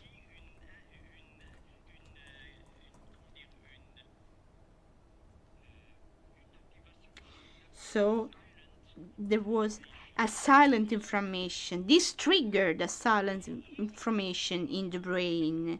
This of course causes a lot of problems in the brain, like also depression and others.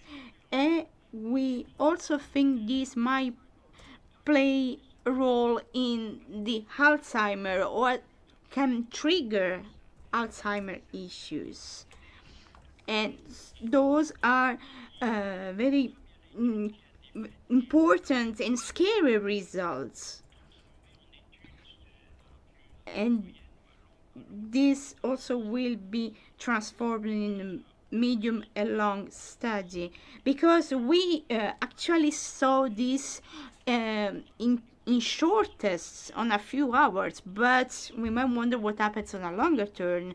So it's important that European institutions apply the precautionary principle that is enshrined in the EU treaties, and this has not been done at all.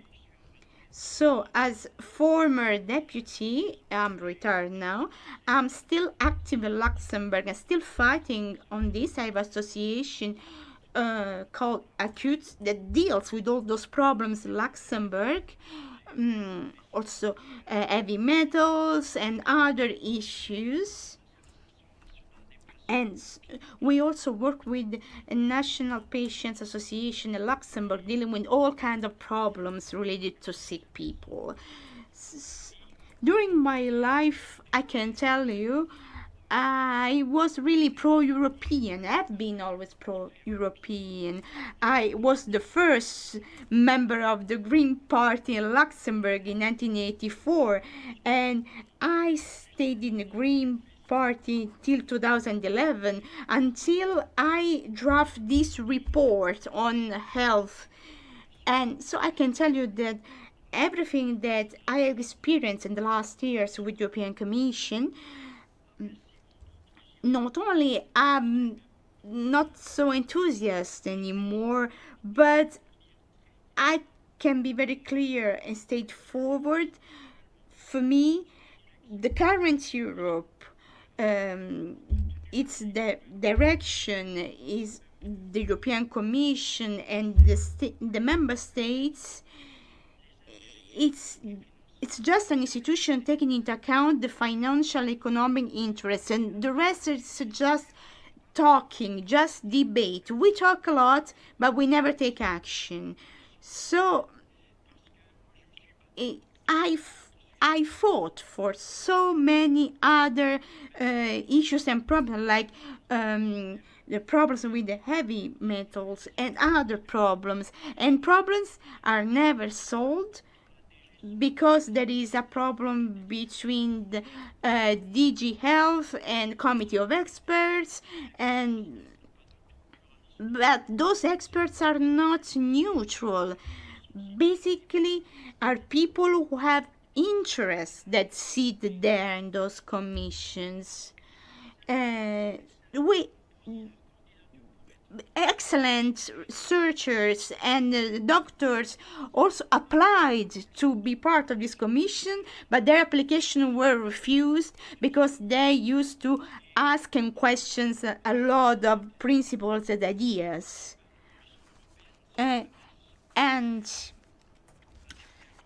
My last remark is about the World Health Organization that made and still carries out some researches, but they're not really scientific people, not professional, they're just representative of the industries. And that's the reality. And that's the reason why I'm really disappointed in this Europe. And I can tell you that in Luxembourg, a lot of people are pro-European. We had President of the European Commission, like Jacques Santer or Mr. Juncker, that I personally met. But I have to tell you that my enthusiasm dropped dramatically.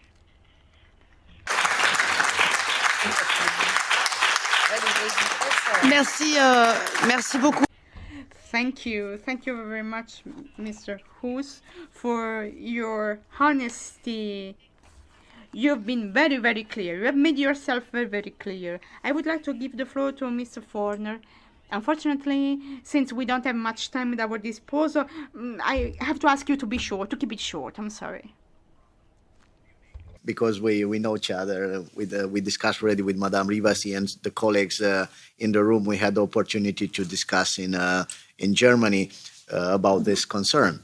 I am here because I was rapporteur for ESCC opinion on the societal and ecological impact on the 5G ecosystem, and We have a slide, but it's not necessary. If it's possible, okay.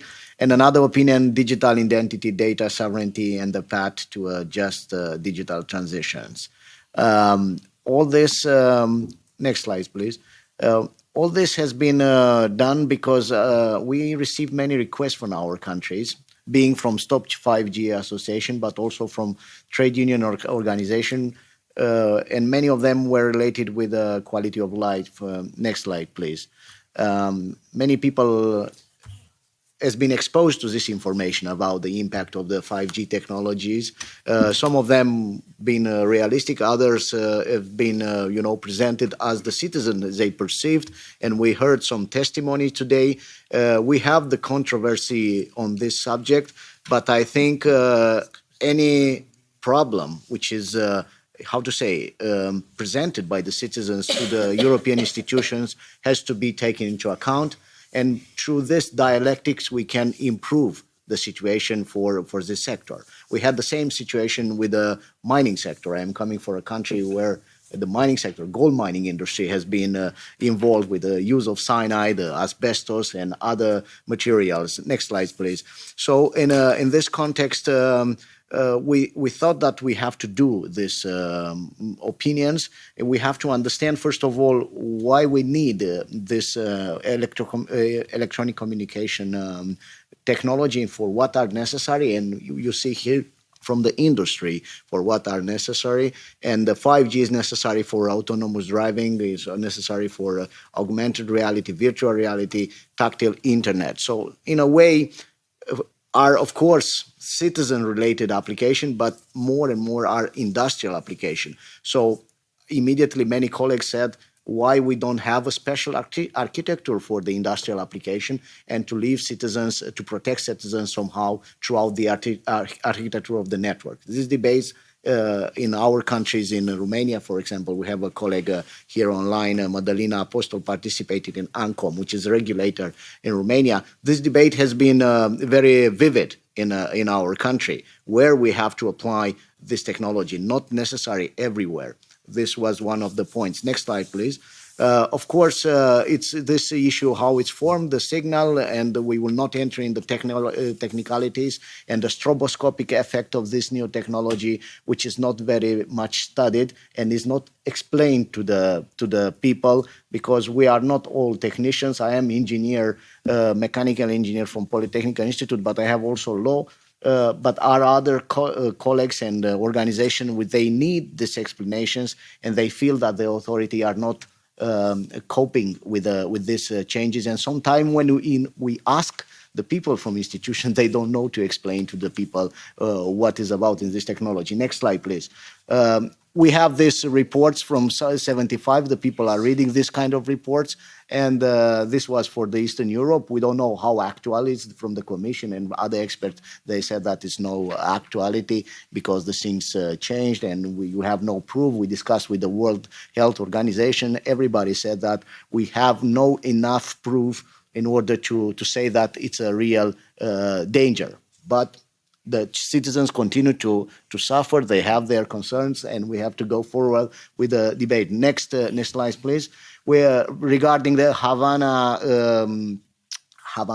effect and non-lethal weapons. We know that they are existing, they are possible, and the citizens are also concerned about this aspect, because many times they heard that the electromagnetic wave doesn't have any impact on health or on human, but we know that weaponize these systems, they can have an impact, and from this perspective, somebody has to give, reasonable explanation. Next slide, please.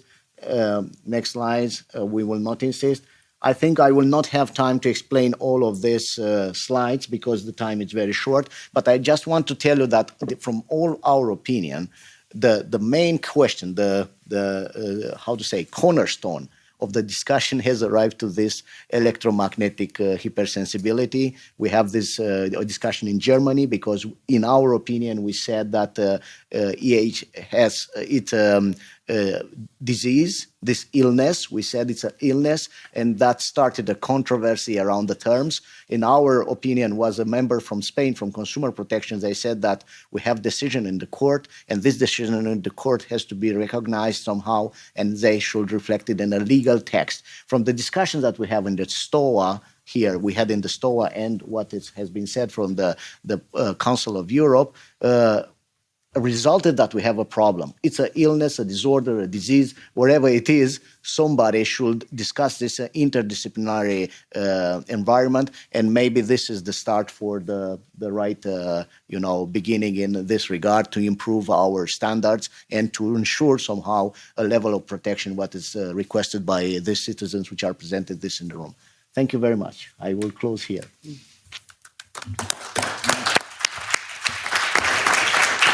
Merci, Monsieur Fornia. Merci beaucoup et merci pour votre. Thank you very much for your very short but very effective explanation.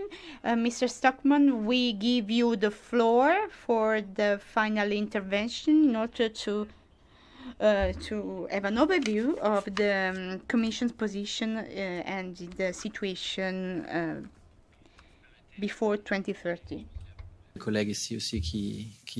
If you allow me, I will switch to English because I think it will be preferable for a number of colleagues, and there are a number of technical terms in the slides in English, so it might be better. Show you a bit what is now in terms of research program. So it's not at that stage, as some colleagues here said, that we are already looking at the deployment of 6G. So we are here in a global context where all leading regions or all researchers basically in that field are now starting to do research on 6G, and we're also funding this research in Europe. So we can move to the next slide. So indeed, you asked me also to say a bit over the digital decade. So here are things probably that many of you won't like so much, especially if it's so simplified here. But of course, skills, probably no one against. We need to, if we say digital is development, economic development, societal development, it's important that we have the skills, and also maybe to address some risks, that we understand how to use digital technologies. But of course, important for basic skills, but also for specialized skills. Infrastructures, here, when we say 5G everywhere, is a bit like what we have in 4G, that we say we want where it makes sense, where people want to use it, basically. So that's continuous in 5G. And also, of course, in the fixed networks with fiber, have gigabit for everyone and have fiber connections for everyone for the fixed networks. Then, of course, this is not the only infrastructure. We're also talking about microelectronics, where we have to advance. We have to look at data infrastructures to enable these services that Monsieur Fornia just showed us, that are also, of course, useful for society, for safety, for greening sectors, and for what citizens also want to use to participate in this society.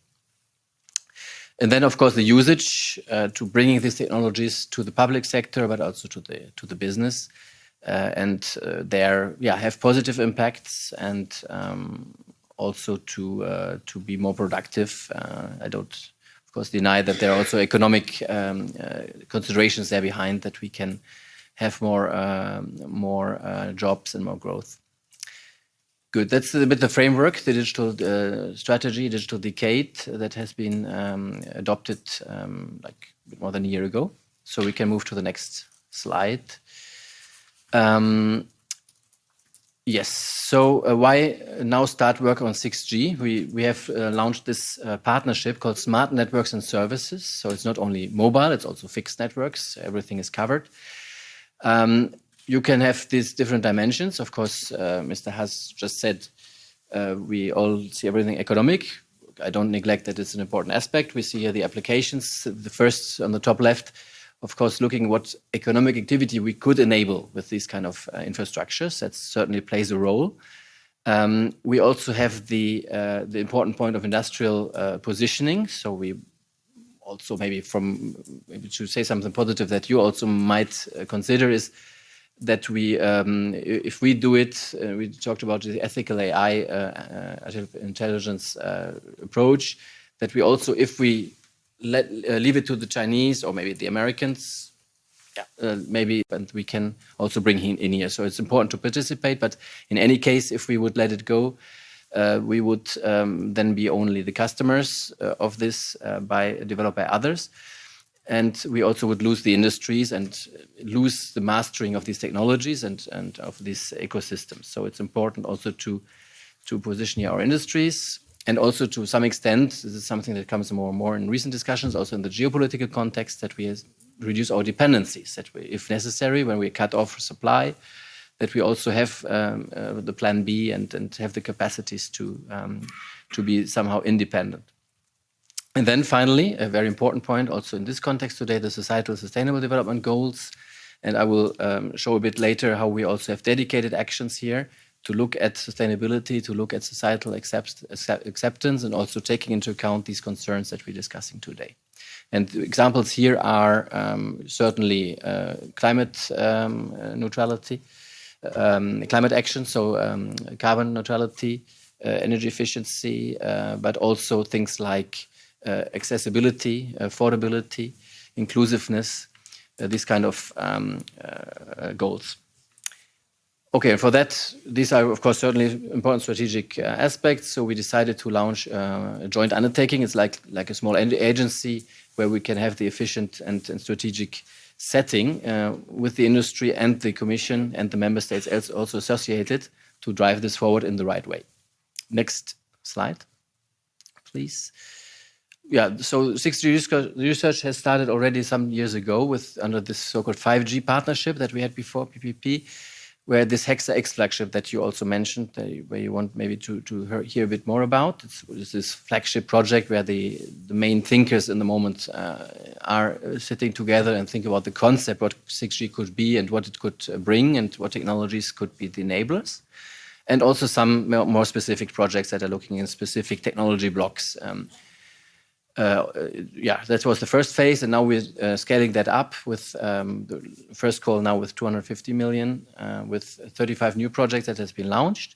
This 900 million that were mentioned before, it's indeed research and development money that's coming from the public sector, from the Commission, over the 7 years, over this financial period. It's when you look at the inflation and the prices, it's basically the same level as we have also invested in the last years here. But there are also many national level programs like Germany, France, Spain, investing more here because than before, because they see this as strategic and more important than before.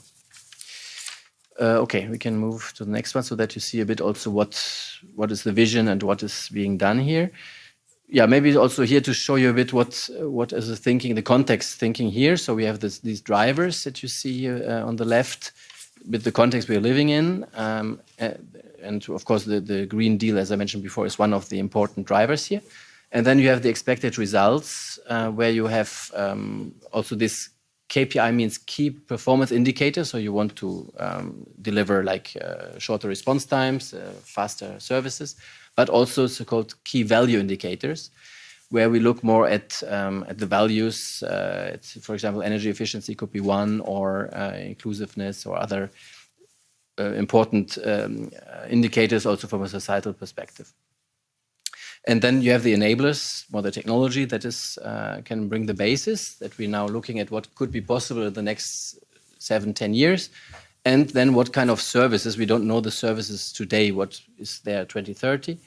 But we can think in categories, we can think what these technology frontiers that we are now pushing, what could that then deliver in terms of services that can be useful and interesting. Next one. So just some examples of these categories. So we have, okay, COVID was mentioned, teams at home, we know that from our kids and during the pandemic. Telepresence, I don't think that we will still see ourselves looking at these teams screens. So we hopefully by 2030 have something a bit more authentic and more present, that we are also digitally can have maybe body language, which we lose completely nowadays when we look at these Teams calls. So that's certainly one area where we can imagine how we could experience that in 2030 or beyond. Then industrial production is important, like having safe robots that are connected and can be synchronized, and then also more and more be so reliable that they can even work with humans. So that's called cooperative robots, like cobots. That's the next step on industrial connectivity. And you see other examples here, like massive twinning, where you can also have services based on information that we can collect on the environment, that we can then also build a twin of the Earth, basically, and where it's useful, and have also then a very important environmental applications that are very positive. Next slide. So that's just to give you a flavor of what is with the use case, what people think about as background, and then looking at the technologies that could enable that. I don't dive now into these KPIs. Mr. Fournier already showed a bit what are these roadmaps when you want to go with the response times to microseconds and seconds, so that we have the response of the network faster and faster, and then also the data rates that are, of course, going up in terms of capacity and also in terms of speeds of future applications. But what is also important, as I mentioned before, these KVIs, and this might be interesting for you to see here, we have these two sides coming back to the cost benefit that we just discussed. So 6G forced sustainability. So what can 6G and of course also already now 5G do for having benefits in the sectors? Think about transport and energy, where we can cut actually the consumption of around 20% and be much more efficient. And then on the other side, sustainable 6G. So let's design 6G in a way that it is indeed sustainable, and also look at EMF criteria. So we can call it EMF aware networks, where you can say we have these rules that were just mentioned, and that the network is indeed aware of these rules, and we can also then deploy a network that fits and that is not have no risk that exceeds them or is inefficient and exposes people more than necessary. So this is certainly something that went through to the researchers and to the companies, that they certainly know that this is an important topic and needs to be addressed as well. Just some examples on what these KVIs could also deliver here. Pardon, Monsieur Stuckmann, il va falloir... I think I'm almost ready.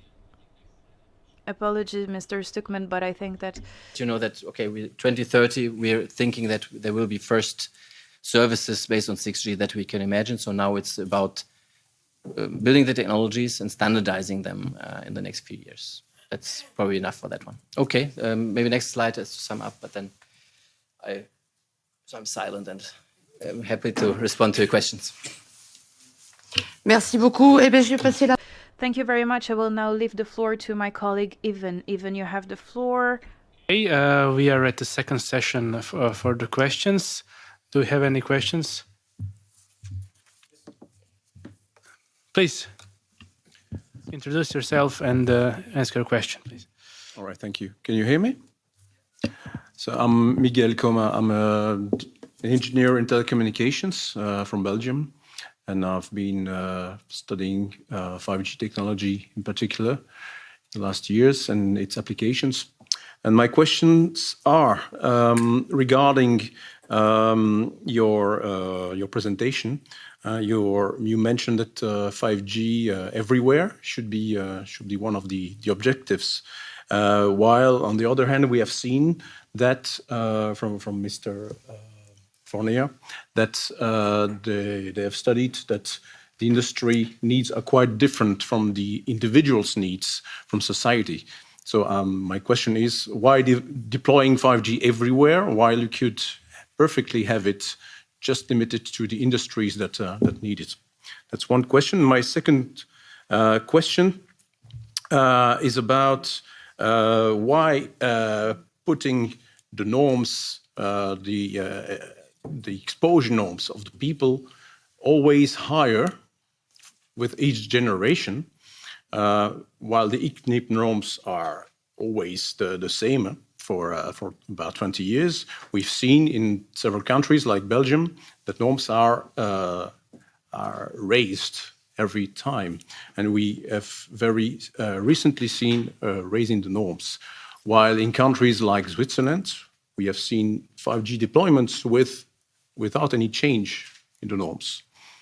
That's my second question. And then maybe a third question. why couldn't we have a more consistent connectivity? Assuming everyone needs connectivity, what could it be more consistent and diverse, using, for example, more wired technology when it's possible, and less wireless technology, and limit so that we can limit the exposure of people and nature. Thank you very much. Please. No, very good questions. Many thanks. So very interesting. So yeah, 5G everywhere. Sometimes in policy, things are a bit simplified. So it's a nice slogan, 5G everywhere. It came a bit through the pandemic that we had first the 5G target to say cities and transport paths, a bit more targeted. And now, especially then in the pandemic, we say, okay, if we do policy now, everyone has to benefit. And we also want to cover, well, of course, there's a bit these debates, even in the countryside, some want connectivity, some certainly don't want. And we have seen then, of course, risks and why people want to keep also white zones. That's an interesting point.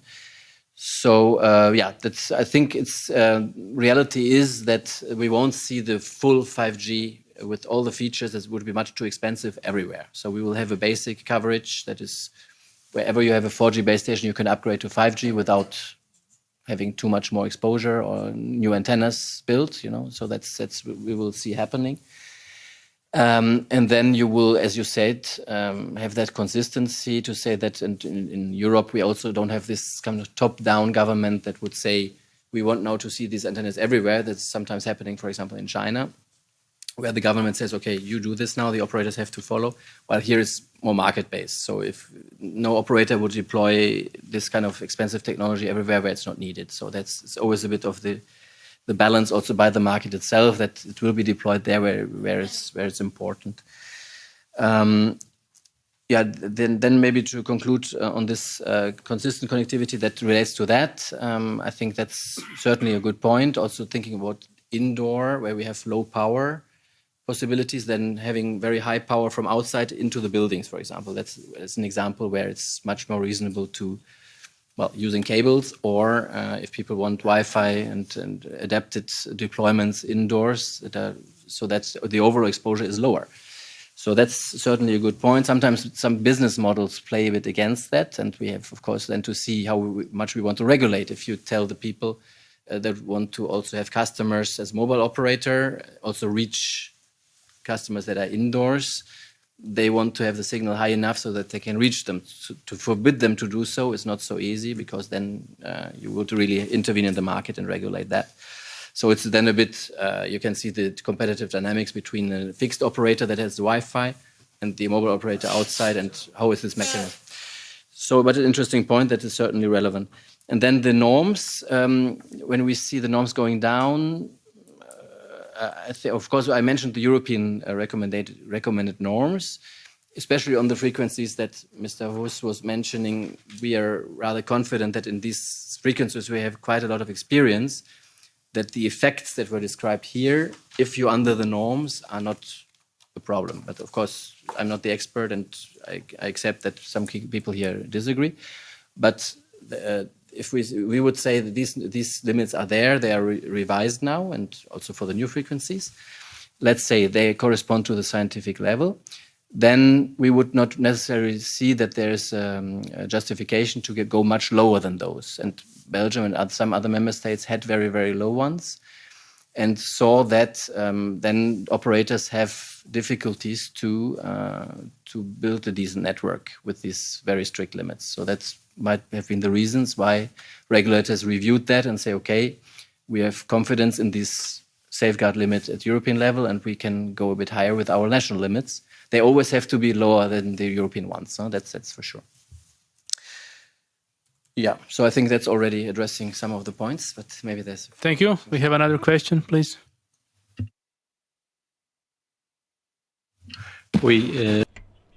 Yes.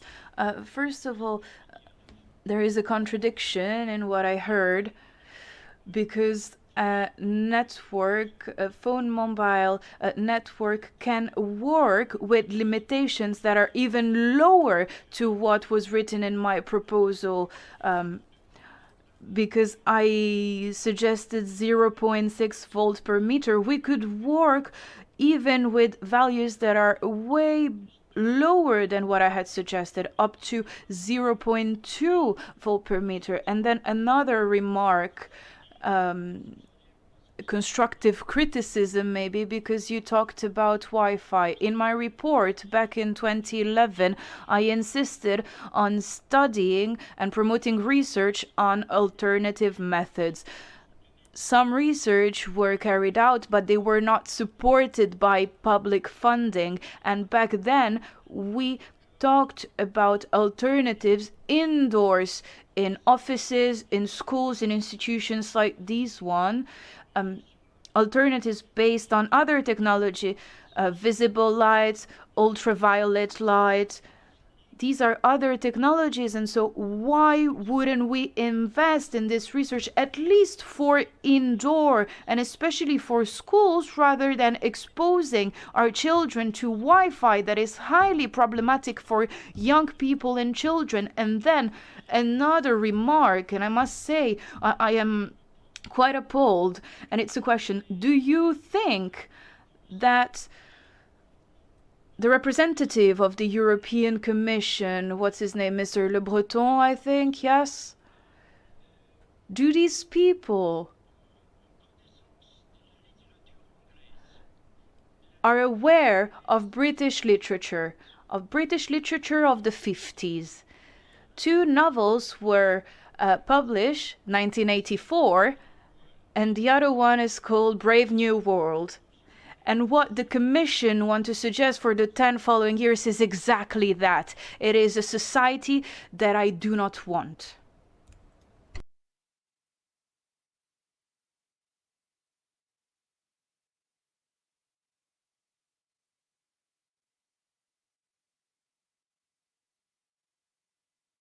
All right. Please read. Hello. Hello, I will read the first question for the European Commission representative. How can you declare legally something that cannot be measured objectively? Power density of electromagnetic field of 5G beams cannot be measured with existing dosimetric tools. These tools can only measure the accumulated field. Pentagon admits that there is no technology for detecting and measure beams and asks for innovative solution. Please respond, because you said that you will put 5G routers or antennas indoor. They operate beams.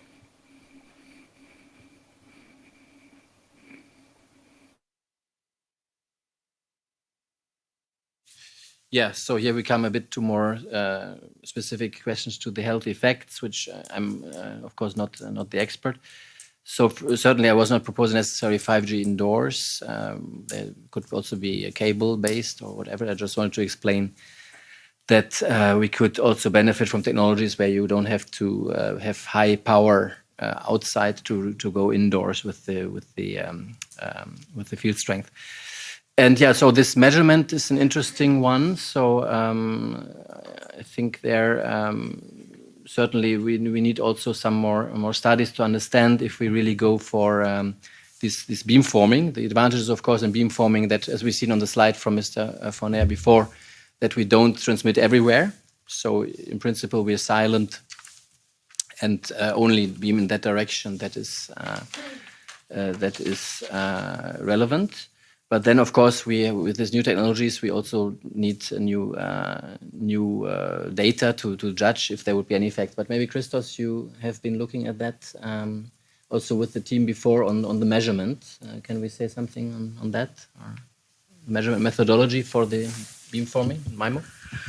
Yes, thanks a lot, Peter. Just to mention that our services are applying the precautionary principle for the deployment of small cells, for example, which should become the backbone of high capacity 5G infrastructure. So for that reason, on the Commission implementing regulation on a permit-exempt deployment regime for small cells adopted in July 2020, the emission power is very low, and at the same time we excluded the mild beforming systems, because the relevant standard, which was the 62232 standard of 2017, did not cover the mild beforming systems.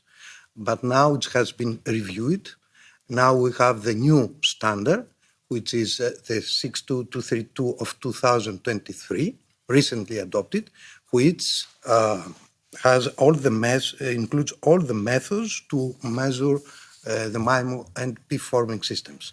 So at this stage, we can say that we have in front of us all the relevant methods and to measure the MIMO and beforming systems.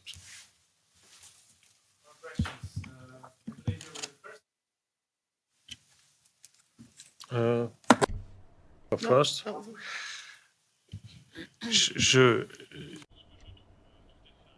So what I think is quite incredible when I listen to Mr. Hus is that you have massively invested in 5G development and deployment, and I think that everyone here is really interested to understand that here on a strictly metric system, we are only talking about millimetric 5G. I'm not talking about 4G plus. Nowadays, you are unable to measure the level of exposition of millimetric wavelengths.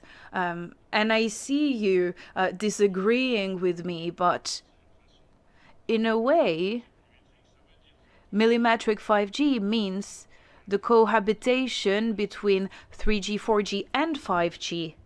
And in order to achieve that, we should be able to measure the impacts.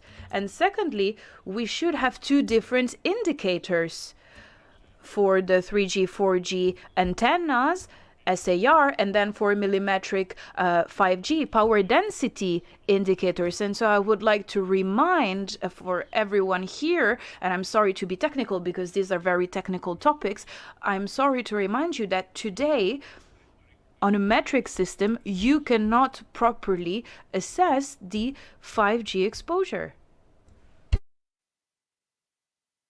Comme Monsieur dit que ça devient très As we just said, this is becoming quite technical and we're not experts, but as you have understood, things evolve over time. As of now, as I said, we do not have a massive deployment of this frequency, so we are not yet in a scenario where this has been deployed everywhere. And the regulations that have been mentioned are always revised and adapted based on all the new pieces of information that we receive. I would be very happy to choose all of you, but okay, should you choose? Yeah, you are the moderator. All right, you were the next one, so please.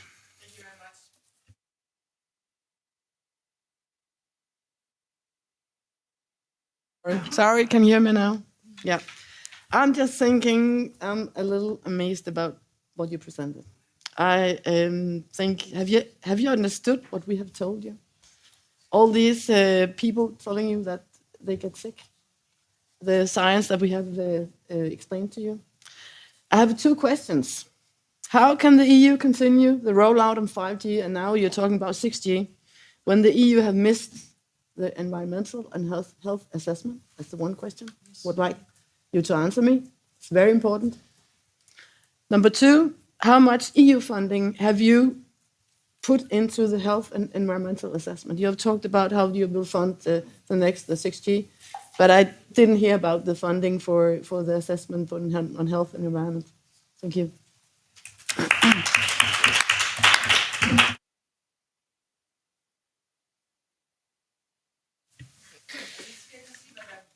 Yeah, okay, please. Non, je me substitue pas à Peter.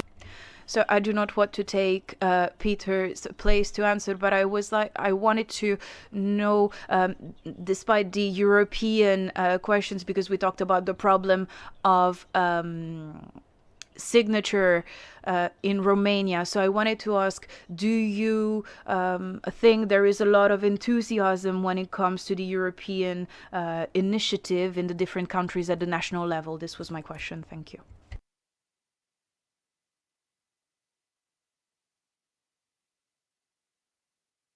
Okay, question for whom? Okay, then let's go forward. I can reply to the question here, but Chiara wanted to here on the experience, right? J'avais plusieurs questions, mais je pense que le temps est limité. Donc. I had a number of questions, but I think that we're running out of time and the interpreters need to go. But I will answer because it is a very important question. So what I presented here was the research program. We are not yet in the scenario of a deployment strategy when it comes to the different frequency, when it comes to the impact analysis. Now we are in a research phase, in a communication phase. And the health and safety aspects are allocated in a specific program, IMF research. I don't know if that will be enough. Well, I'm open to discussion on that. And I tried to present to you that these questions and these concerns are part of our conversation. They're part of our project. And this is what I was trying to say, that these concerns are taken into consideration in our research project.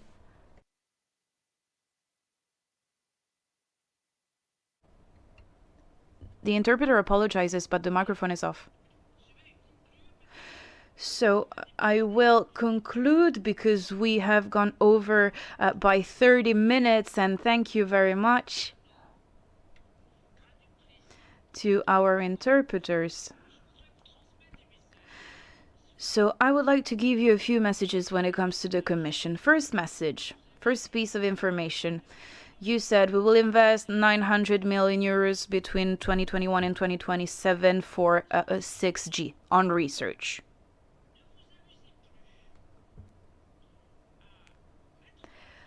Please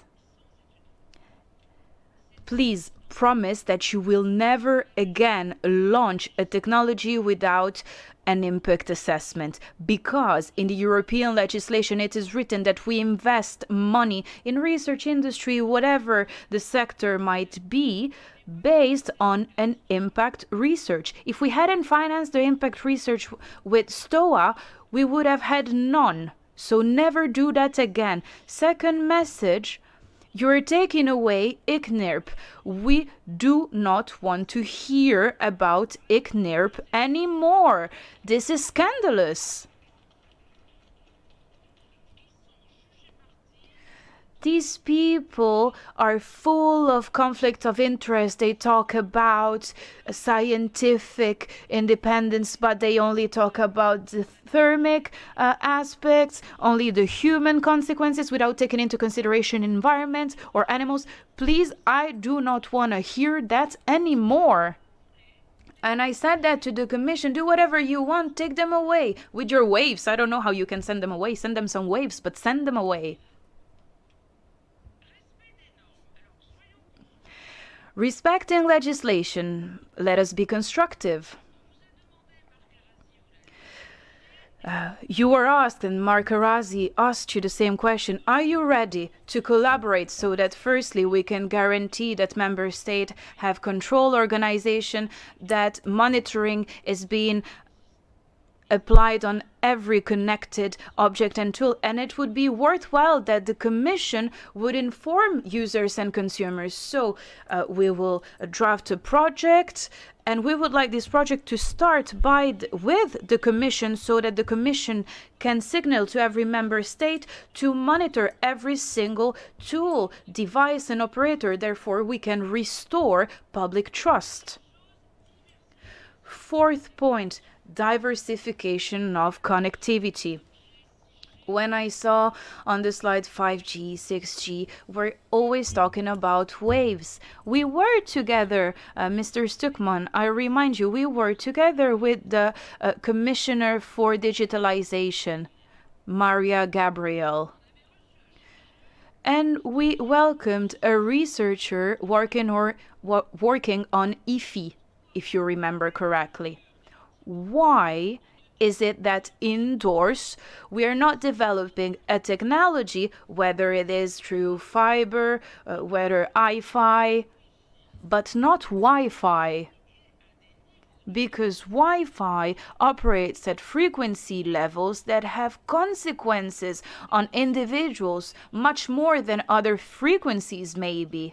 Without getting strongly into research, but Wi-Fi is harmful. So let's diversify and let's stop bombarding all these people who are suffering with wavelengths, because we are in a society highly polluted by electromagnetic field. And then lastly, you can see clearly that when we introduce a new technology, we need to ask ourselves the following question. Couldn't we introduce and launch a citizen debate to know if citizens agree or disagree with this type of progress? Is it a progress that brings about an added value to our well-being, or is it not? And with all due respect, and thank you so much for being with us, because I think it is very important to share different visions of the world. So thank you for coming. But with all due respect, the Commission need to keep into consideration citizens. I feel like you are in a tunnel and your vision is blinded with the industrial sector, and that you have completely forgotten people. But do you think that people want to go faster and looser? They want to have their hyper-connected glasses, smart fridges. At a point or another, yes, we are in the green transition. We are on the new Green Deal. And maybe it is a society model that is different from the society model that we've had so far. And in order to achieve that, you need to gather together citizens. And as Jean-Yves were saying, I'm worried that at some point, the Commission will be so focused on business and finance that you forget why us, members of the European Parliament, strike to defend Europe. You need to change that. You need to have citizens' initiative that can bring back some sense into our future. The future that you envision is different. It's like a bubble. And I'm very concerned. I'm trying to be very honest. We needn't make any mistakes. We have to reintroduce our citizens' voice in the debate. Because at the European level, at the national level, everyone is so focused on business, on money. And we have built Europe based on people, based on peace, based on well-being, based on the future. So this is a philosophical question that I just wanted to share with you. Thank you.